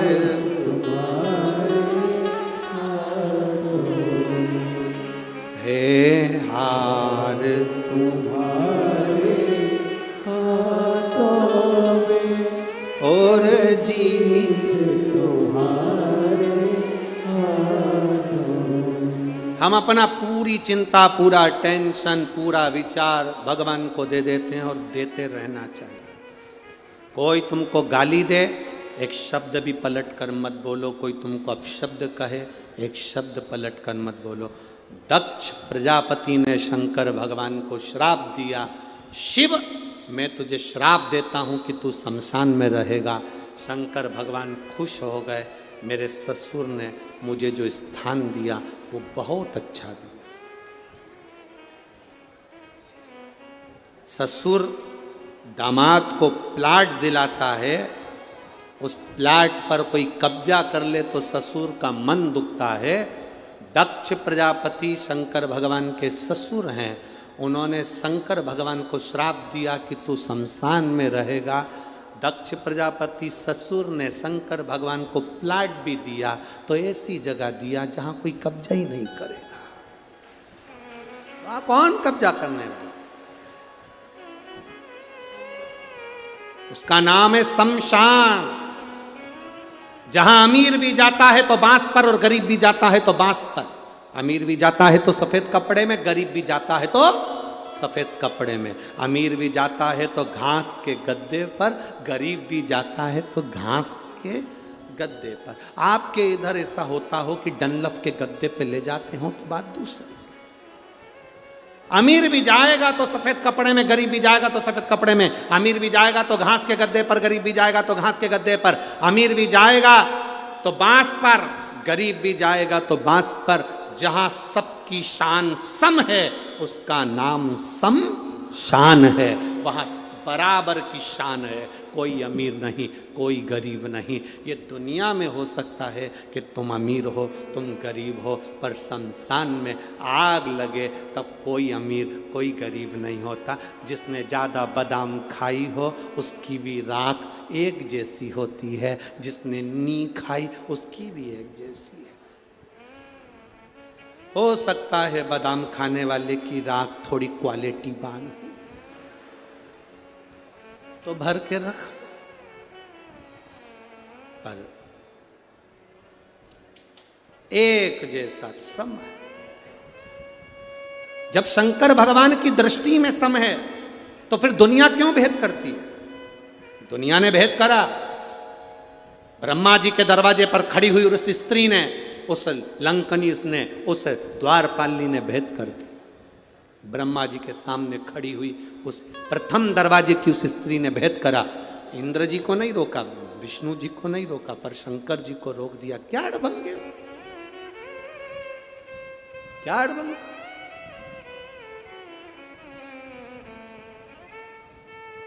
ये क्या बना रखा है तुमने? इस दरवाजे से तुम प्रवेश नहीं कर सकते, अंदर नहीं जा सकते, बाहर निकलो। क्या वेश है तुम्हारा? अड़भंगे हो तुम।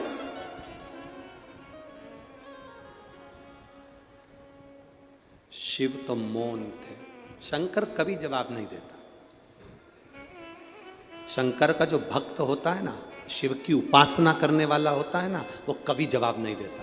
आप उसको गाली दे दो, अपशब्द कह दो, ताना दे दो, वो कभी जवाब नहीं देगा, क्योंकि उसको भरोसा है। जवाब, छोटा सा बच्चा, मम्मी पापा हाथ पकड़ कर जा रहे हैं, बच्चे को कोई थप्पड़ मार दे, बच्चे को कोई अपशब्द कह दे तो बच्चा मारेगा वापिस जवाब में कि माता पिता मारेंगे? बोलो बोलो, जम के बोलो जरा। बच्चा तो मारेगा नहीं, माता पिता चिल्लाएंगे, ए मेरी औलाद को कैसे हाथ लगा लिया, मेरे बेटे को कैसे छीन लिया, मेरे बेटे को कैसे गाली दे दी। माता पिता ने उठाया, दो थप्पड़ दिया।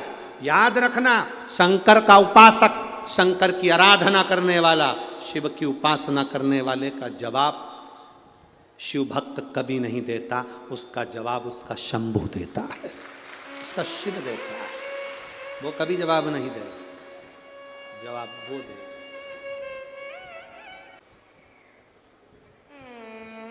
जमीन अच्छी होगी फसल अच्छी होगी, जमीन बेकार होगी तो फसल बेकार होगी। आपकी भक्ति अच्छी होगी तो भगवान फल भी अच्छा देता है। भक्ति गड़बड़ हुई तो फल नहीं मिला। भक्ति तो ठीक हो, आपका भजन का बल बढ़ाओ। राम राम रटते रहो, जब तक घट में प्राण, कबहू तो दीन दयाल के भनक पड़ेगी। जपते रहो, पुकारते रहो, वो पुकारोगे वो सुनेगा। लोग कहते हैं शिव पुराण कितनी बार सुनना चाहिए, हम कहते हैं रोज सुनना चाहिए। और आप में से कई माताएं ऐसी भी होंगी जो रोज टीवी पर सुनती होंगी। कितनी है जरा हाथ उठाओ। अच्छा सबई धर लो वापिस धर लो जी। चंबल की जी हो, रख लो, बहुत बढ़िया। बोलबम का नारा है, आवाज नहीं आई है, जरा दम के बोलो। बोलबम का नारा है, सहारा। ठीक है। पुरुष बोले हैं कि महिलाएं बोली इतनी तेज आवाज में? अच्छा पहले मेरा निवेदन है, पुरुष लोग नहीं बोलना है, पहले माताओं लेडीज फर्स्ट। तुम जी हो, मेरी हिम्मत हो, हारना नहीं, दम से बोलना। बोलबम का नारा है, बहुत जोरदार। अब मेरे जी जाओ, तुम्हारे साले को कुछ मत देना, अब निवेदन है तुम बोल जरूर देना, कटा मत देना रे। अच्छी दमदारी से बोलियो। बोलबम का नारा है। तुम्हारे पास माइक था, तुम जीजा नहीं हो। अच्छा तुम मतलब स्त्री हो कि पुरुष हो, तो फिर आवाज में बोलना चाहिए ना। तुम लोगों को माइक दिया इतना तेज, तो आवाज इनकी और बोल्ड हो जाती। चल जाने दो, अच्छा अपन सब मिलके बोल रहे हैं, बराबर बराबर है, आवाज बिल्कुल जोरदार है, ऐसा नहीं। फिर भी हमारी जीजी की है सरकार, जीजा पानी भरे। फिर भी दमदारी तो जीजी है, बहुत जोरदार बोलिए हो। बोल सीताराम सरकार की, ददरौआ धाम श्री हनुमान जी महाराज की। जोरदार, इसको कहे आनंद है। शिव कथा कह रही है, हमें निंदा नहीं सुनना है, हमें निंदा से दूर रहना, परे, बहुत परे। कह दिया, शिव जी को रोक दिया। शंकर ने जवाब नहीं दिया, शिव जी वहां से चले। शंकर जी तो चले गए, पर सभा में आज भोलेनाथ जी नहीं दिख रहे। सभा में आज भोलेनाथ जी नहीं दिख रहे। ब्रह्मा जी ने तुरंत गरुण देव को बुलाकर कहा, गरुण जरा जाकर पता करो कि भगवान शिव इस सभा में क्यों नहीं आए, बाबा देवादिदेव महादेव सभा में क्यों ना पहुंचे, जाओ जरा पता करो। कोई अपशब्द कहे ना पलट कर जवाब दो, कोई गाली दे ना पलट कर जवाब दो, कोई आड़ा टेढ़ा बोल दे नहीं पलट कर जवाब दो। बदला नहीं लेना अपन को। बदला लेने में कई लोगों के तो कुल डूब गए, बदला लेने में कुल डूब गए, बदला लेने में पूरा वंश डूब गया, बदला लेने में पूरी जिंदगी खराब हो गई। महाभारत का चरित्र उठा लो, माता द्रौपदी जरा सी हंसी थी, उसका बदला लेने के लिए पूरा वंश मिटा बैठे। शूर्पणखा का बदला लेने के लिए रावण ने अपना पूरा कुल डुबो दिया, केवल बदला लेने के लिए। कई हमारे क्षेत्र में लोग ऐसे रहते हैं, मैं उससे बदला लेकर मानूंगा, और बंदूक उठाई ठोक दिया। तूने तो 5 मिनट में उसको मार दिया, पर तेरा परिवार आज तक रो रहा है, आधे जेल में पड़े हैं, आधे बाहर रो रहे हैं। ऐसा बदला लेना किस काम का है? तूने तो उठाई ठोक दिया, उठाकर ठोका। बदला लेकर मानूंगा, तू तो बदला ले लेगा, तेरा परिवार तो जिंदगी भर रोएगा, तू जेल सड़ेगा, थाने में पड़ा रहेगा, कोर्ट के चक्कर काटता रहेगा, जिंदगी पूरी रोने में निकल जाएगी, बच्चे बड़े हो जाएंगे तो जिंदगी भर बाहर नहीं निकल पाएगा। तो ऐसा बदला लेना किस काम का?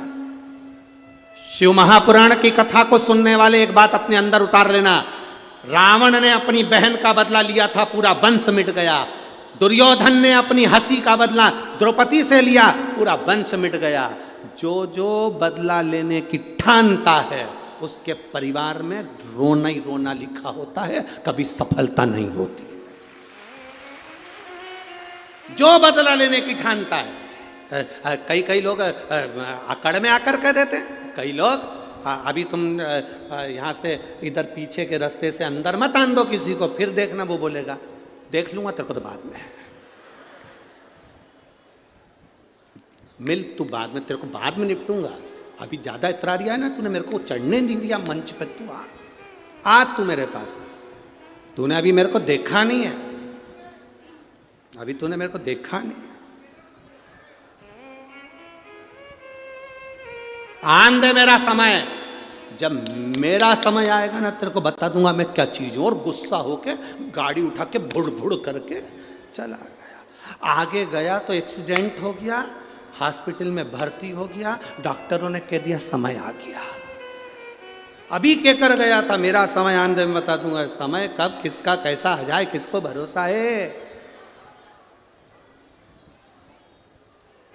किसको भरोसा। इसलिए मेरा निवेदन है कभी ऊंचे बोल नहीं बोलो। किसी से कितनी भी लड़ाई हो जाए, किसी से कितनी भी दुश्मनी हो जाए, कभी बदला लेने की मत ठानना कि मैं इससे बदला लूँगा। बदला लेने में पूरे रावण का वंश चले गया। सूर्पणखा का बदला लेने गया था और मालूम पड़े पूरा सूपड़ा साफ हो गया। दुर्योधन बदला लेने के लिए गया था कि इस द्रौपदी ने मेरे ऊपर हंसा है, बदला लेकर मानूंगा, और दुर्योधन का पूरा वंश नष्ट हो गया। घर की माताओं को चाहिए तुम्हारे बेटे की किसी से लड़ाई हो जाए, डंडा उठाकर बदला लेने जाए तो माताएं उसको समझाए हमें बदला नहीं लेना, हमें नहीं लेना बदला। तू लड़ाई करेगा, तलवार उठाएगा, छुरा उठाएगा, बंदूक उठाएगा, मार देगा, थाने में पड़ा रहेगा, तेरे छोटे छोटे बच्चे जिंदगी भर रोते रहेंगे।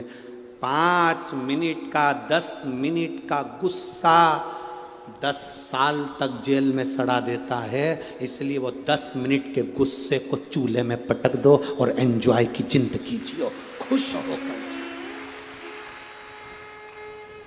प्रसन्न चित्त में अपने जीवन को जियो, स्माइल देकर, खुश होकर, आनंद के साथ जियो। समझौता करना जानो, समझौता। जब थाने में जाते हो तो टीआई भी कह देता है देखो आपस में मेलचेल कर लो, थोड़ी बहुत बातचीत करो, समझौता करो। उसको मालूम है टीआई को केस चलेगा 10 साल 20 साल 15 साल निकल जाएगा। पुलिस वाले को मालूम है 25 साल निकल जाएगा, ये जिंदगी भर ऐसे रगड़ाएगा, एक अंदर पड़ा रहेगा। इसलिए समझौता करो। निवेदन है पति पत्नी में लड़ाई हो जाए समझौता करिए, आपस में बच्चों में लड़ाई हो जाए समझौता करिए। समझौता जिंदगी का एक सुख है, क्षमा कर देना एक आनंद है। बदला लेना आनंद नहीं है जितना क्षमा करना आनंद है। समझौता कर लीजिए। लड़ाई हो गई ना, कोई बात नहीं, टीआई कहता है, पुलिस वाला कहता है, थानेदार कहता है देखो बैठ जाओ आपस में समझौता कर लो। दोनों परिवार रो गए, अदालत में पैसा जाएगा, पैसा लगता चले जाएगा, जिंदगी निकल जाएगी, केस चलते चलते। समझौता करो, समझौता। जब आप थाने में जाकर आखिरी में जब केस समाप्ति नहीं होता तब समझौता करते हो, 25 साल निकल गए तब समझौता करा तो कहीं खाक करा। समझौता पहले करिए, अपने दिल से समझौता कर कर चलिए। मुझे अगर कोई कह भी देगा तो मैं सुनकर निकाल दूंगा, पर किसी को मैं ये नहीं कहूँगा कि मैं तुझसे बदला लूँगा। मैं कभी आड़ा टेढ़ा नहीं करूँगा, मैं समझौता लेकर चलूँगा अपने जीवन में। शंकर भगवान से सीख कर चलना। शिव जी कभी पलट कर जवाब नहीं देते, कभी पलट कर। शंकर भगवान ने जितने असुरों को मारा, एक भी असुर से, एक भी राक्षस से शंकर जी की दुश्मनी नहीं थी। एक भी राक्षस से शंकर जी की दुश्मनी नहीं थी, एक भी। तुम अंदाजा लगा कर देखो, वो भस्मासुर राजा था, एक बार प्रवचन सुन लिया उसने, और प्रवचन सुनकर भस्मासुर ने विचार कर लिया मैं भगवान शंकर की पूजन करूंगा। शिव जी की पूजन में लग गया। लोग कहते भस्मासुर था, असुर था, राक्षस था। हम कहते उसके बराबर भक्त नहीं था भस्मासुर के बराबर। लोग कहते ताड़कासुर असुर था, राक्षस था। हम कहते ताड़कासुर के बराबर कोई भक्त नहीं था। शंकर जी ने जिसको मारा सब उनके भक्त थे। भस्मासुर राजा था, पत्नी ने पूछा क्या कर रहे हो? शिव जी की आराधना। शंकर का शिवलिंग बनाता, पूजन करता। शंकर भगवान उसकी तपस्या से प्रसन्न हो गए। मांग तुझे क्या चाहिए? भस्मासुर ने कहा आपके चरणों की सेवा दे दो, मेरे को अब राजपाट नहीं करना, मुझे तुम्हारी सेवा करना है। शंकर भगवान ने कहा मेरे पास सब है, नंदी है, भृंगी है, श्रृंगी है, पत्नी है, सर्प है, गंगा है, सब है, मुझे तेरी जरूरत नहीं है। नहीं नहीं नहीं, मैं तो आपकी सेवा करूंगा चाहे कुछ भी हो जाए, मुझे तो आपकी सेवा करना है, आप मुझे सेवा में रखो। शंकर भगवान ने कहा तो फिर एक काम कर, पार्वती जी से पूछा इसको कौन सी सेवा दें? पार्वती जी ने कहा एक काम करो, इसको भस्म लाकर चढ़ाने की सेवा दे दो। भस्म चढ़ाने की सेवा? हाँ। पार्वती जी के कहने पर शंकर भगवान ने भस्मासुर से कहा तू जा, भस्म लाना, मेरे पर चढ़ाना, शमशान की भस्म मुझ पे चढ़ना चाहिए, इसके सिवाय कुछ भी नहीं। मुर्दे की भस्म मुझे चढ़े, उसके सिवाय कुछ नहीं। अब भस्मासुर शमशान जाता, वहाँ से भस्म लाता, शिव जी को चढ़ा देता। शंकर बड़े खुश रहते, रोज यही करता, प्रतिदिन सुबह जाना, भस्म लाना, चढ़ाना। 6-7 महीने निकल गए, 1 साल निकल गया, 4 साल निकल गए। चौथे साल में भस्मासुर शमशान में भस्म ढूंढता रहा पर मिली नहीं, क्योंकि कोई मर ही नहीं रिया था। कोई मरे जले तो भस्म आए, अब कोई मरे ही नहीं तो भस्म कहां से आए?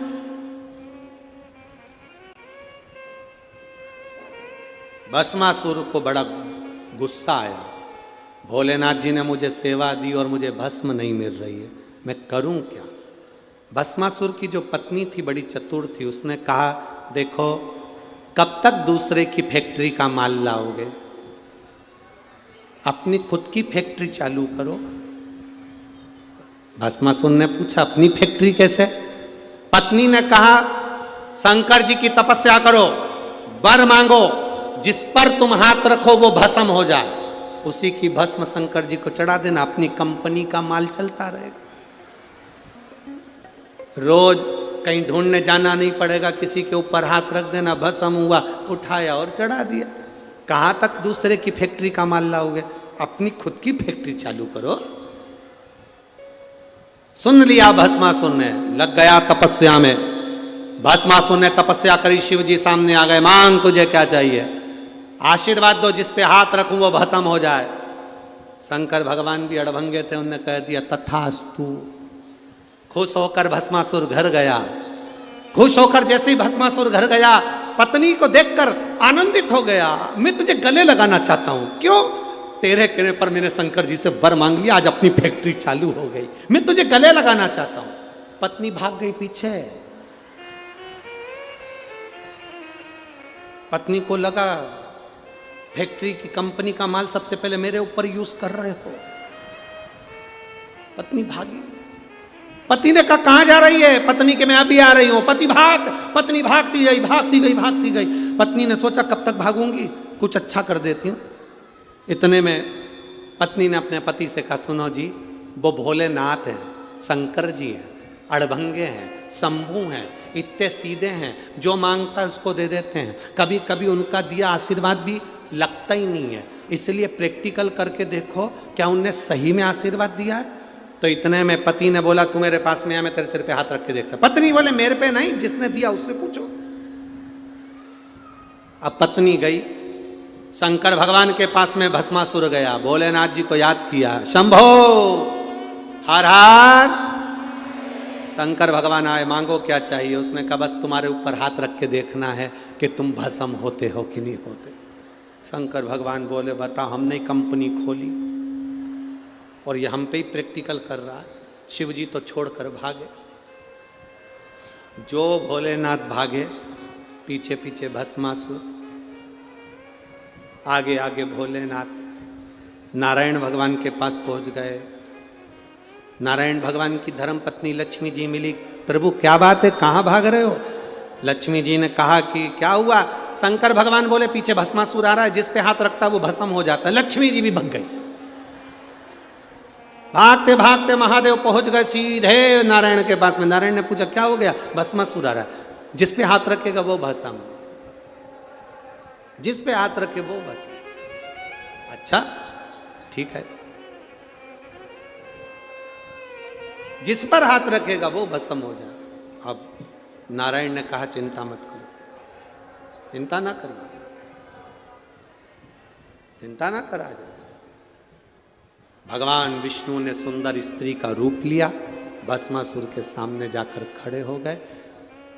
शादी के मन की बात आ गई भस्मासुर के। भगवान विष्णु ने कहा मैं जैसा नाचूं वैसा नाचोगे तो मैं तुमसे शादी करूं। नारायण ने हाथ करा ऊपर, भस्मासुर ने हाथ करा ऊपर। नारायण ने दोनों हाथ करे ऊपर, भस्मासुर ने दोनों हाथ करे ऊपर। नारायण ने अपने दोनों हाथ रखे सिर पर, भस्मासुर ने जो रखे सिर पर हो गया। और महाराज रावण को बाबा तूने लंका दिया, भस्मासुर को तूने कंकण दिया।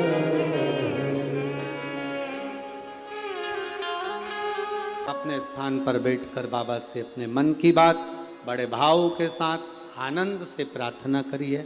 देवाधिदेव महादेव से दिल से जहाँ जगह मिले वहाँ बैठकर भगवान देवाधिदेव महादेव से अपने मन की बात कहिए। जहाँ जगह मिल जाए वहाँ बैठकर भाव से कहिए। श्री शिवा नमस्तु, श्री शिवा नमस्तु, श्री शिवा नमस्तु, श्री शिवा नमस्तु, श्री शिवा नमस्तु। भोला सब दुख काटो, ओ भोला सब दुख काटो।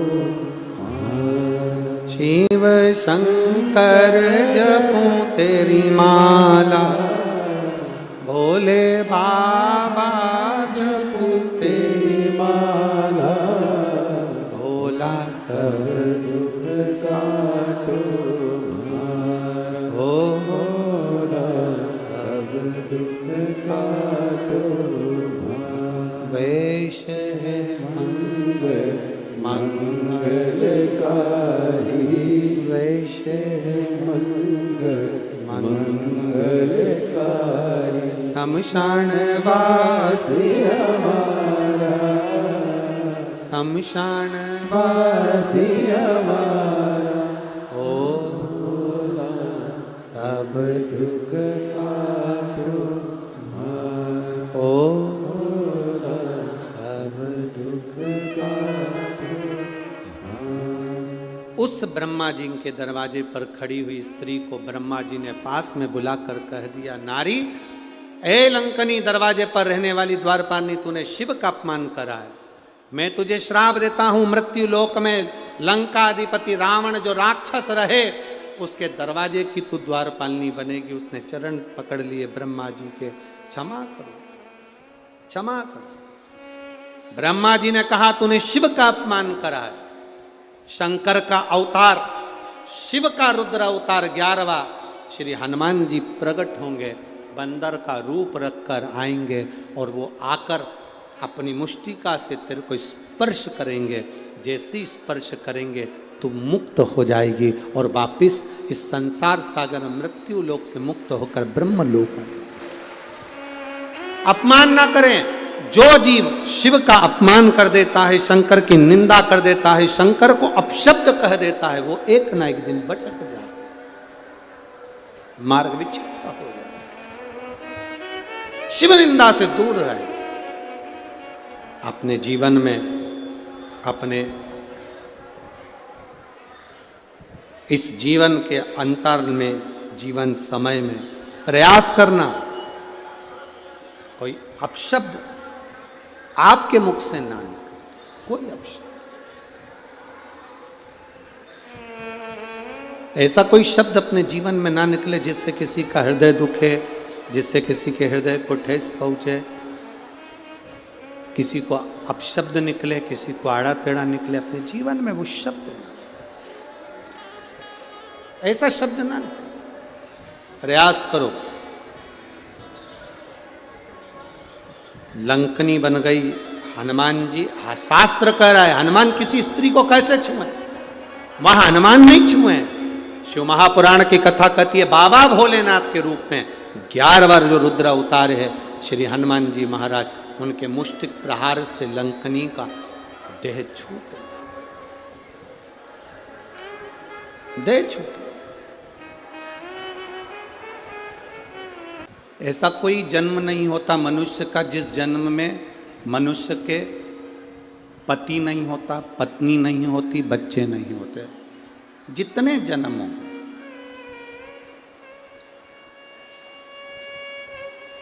आप पशु भी बन गए तो भी आपकी पत्नी होगी, आपके बच्चे होंगे।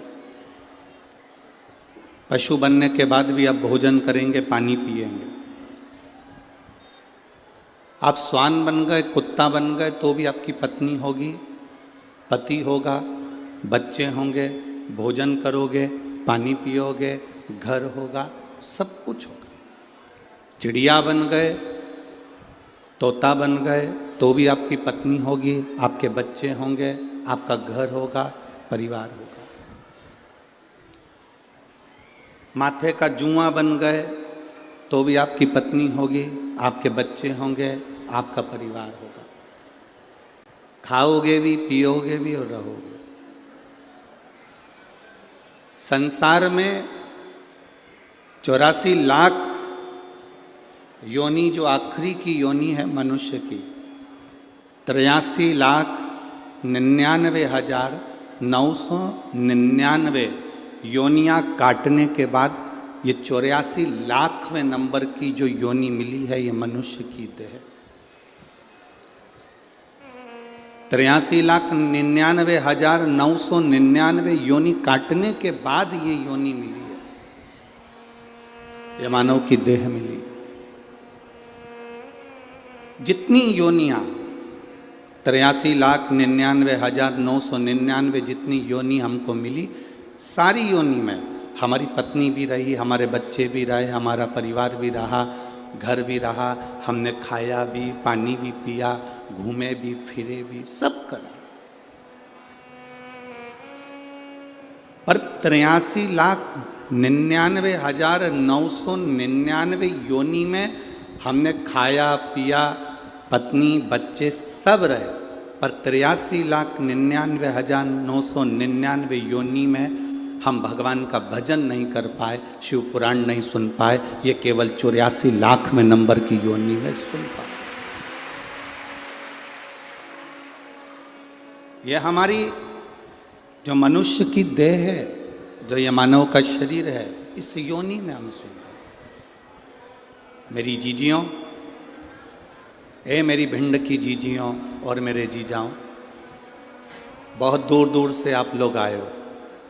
कोई 40 किलोमीटर से, कोई 50 किलोमीटर से, कोई 100 किलोमीटर से, कोई 150 किलोमीटर से, बहुत दूर दूर से आप लोग यहाँ पहुँचे हो। आप लोगों से केवल इतना सा कहना चाहूँगा, 200-500 रुपये खर्च कर कर आप कथा के पंडाल तक पहुँचे हो, तो आपसे केवल निवेदन इतना है, मान रहे हैं कि जगह नहीं है कहीं पर भी, रोडों पर भी लोग फुल बैठे हुए हैं, और यहाँ से आधा किलोमीटर तक इधर, आधा किलोमीटर तक इधर तक लोग रोडों पर, रोड के किनारे, पेड़ों की छाँव में, दुकानों में बैठे हुए हैं। हम मान रहे हैं ये सब चीज़ें, आप लोग LED पर, TV पर सब देख रहे होंगे। और हमारा निवेदन है, जहाँ तक आवाज़ जा रही है, कहीं पर भी बैठकर आप शिव महापुराण की कथा को श्रवण करिए, बाबा से झोली पसार कर प्रणाम कर कर विनती करिए। बाबा सर्वस्व है, ये मत सोचना कि बाबा यहीं देगा। बाबा जहाँ तुम कथा सुन लोगे बैठकर, बाबा मेरा वहाँ आकर भंडार भर देगा। तुम जहाँ मौका मिले,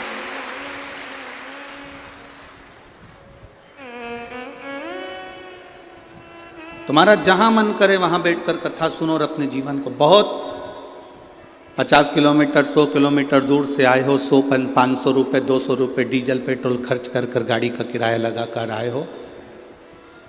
हम तो 2.5 घंटा, आधा घंटा तो आशीष भैया बोल लेते हैं, 2.5 घंटा हम कथा बाज कर चले जाएंगे। पर हमारी तो विनती बाबा से इतनी सी है कि आप जो झोली लेकर आए हो, मेरा भोलेनाथ, मेरा ददरुआ सरकार आपकी झोली भर कर दो। दिल से सुनो। पड़ोसन अगर बोले भी तो उसको सिर पे पल्लू रखकर उसके पांव पढ़ लो कि तू 3 घंटे के बाद बोल लेना, 4 बजे के बाद खूब बोल, पर अभी मौन रहकर कथा का लाभ लीजिए। बड़ी मुश्किल से मिली है भिंड जिले को कथा। वो तो सरकार पूज्य गुरु जी का कोई हनुमान जी से प्रार्थना करी होगी और हनुमान जी महाराज की कृपा से ये कथा ददरुआ धाम तक पहुंची है, तो ये कुछ बाबा की कृपा है। 2024, 2025, 2026, 2027 तक कथाओं की बुकिंग है। कथाएं लाइन से हैं, वो तो कोई खाली होती है तो किसी ना किसी को मिल जाती है, किसी ना किसी रूप में बाबा करा लेते। तो ये तो सरकार की कृपा, महाराज जी की अपने चंबल क्षेत्रवासियों के प्रति जो प्रेम है, वो प्रेम यहाँ झलक रहा है, जो ये कथा ददरुआ क्षेत्र में हो रही है। ये शिव कृपा।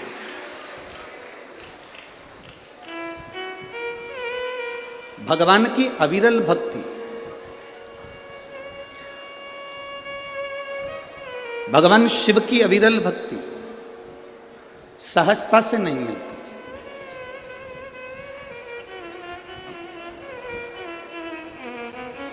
देखो कितना सुंदर कहा है, सती जैसा त्याग होना चाहिए, पार्वती जैसा तप होना चाहिए। सती जैसा त्याग हो, पार्वती जैसा तप हो, और नंदी जैसी प्रतीक्षा हो, तब जाकर मेरा महादेव आपको प्राप्त हो पाता है। शिव ऐसे ही नहीं प्राप्त हो जाता। सती जैसा त्याग। कोई कह रहा था माता सती ने अपने पति की निंदा नहीं सुनी। ना ना, शिव महापुराण की कथा में उमा खंड में लिखा गया, सती खंड में लिखा गया, सती अपने पति की निंदा नहीं सुनी। ये बात नहीं लिखा स्कंद पुराण में या शिव पुराण में। लिंग पुराण में भी यह वर्णन नहीं आया, कूर्म पुराण में भी यह वर्णन नहीं आया। शास्त्र में वर्णन आया सती अपने पति की निंदा से मतलब नहीं है। पुराण में लिखा है सती शिव की निंदा नहीं सुन सकी।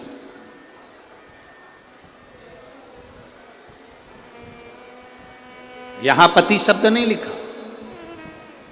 आपके पास में अगर गीता प्रेस गोरखपुर की शिव महापुराण की पोथी हो तो उसको पढ़ना।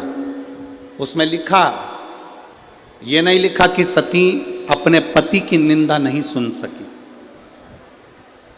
ये कहीं नहीं लिखा। उसमें लिखा कि सती शिव की निंदा नहीं सुन सकी। सती भगवान शंकर की निंदा नहीं सुन सकी। और आपसे भी निवेदन है, कहीं शंकर की निंदा हो रही हो, कहीं शंकर का अपमान हो रहा हो, कहीं शिव के लिए अपशब्द कहे जा रहे हो, कहीं शंकर भगवान के लिए आड़ा टेढ़ा बोला जा रहा हो, वहां से उठकर चल दो। वहां हमें नहीं बैठना। भगवान श्री गणेश जी महाराज रिद्धि सिद्धि को लेकर पधार रहे हैं। उनका मंगल विवाह हो रहा है।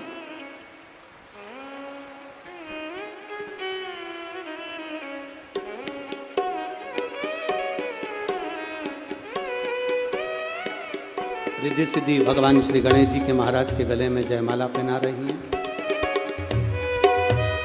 गणेश जी रिद्धि सिद्धि के गले में जयमाला पहना रहे हैं। जोरदार ताली बजाकर स्वागत करें। रिद्धि सिद्धि ने अपने गले की माला निकालकर वापिस श्री गणेश जी महाराज के गले में पहनाई है। गणेश जी महाराज ने अपना हस्त कमल रिद्धि सिद्धि के कंधे पर रखा है। एक बार जोरदार ताली बजाकर स्वागत करें रिद्धि सिद्धि के लिए। हर हर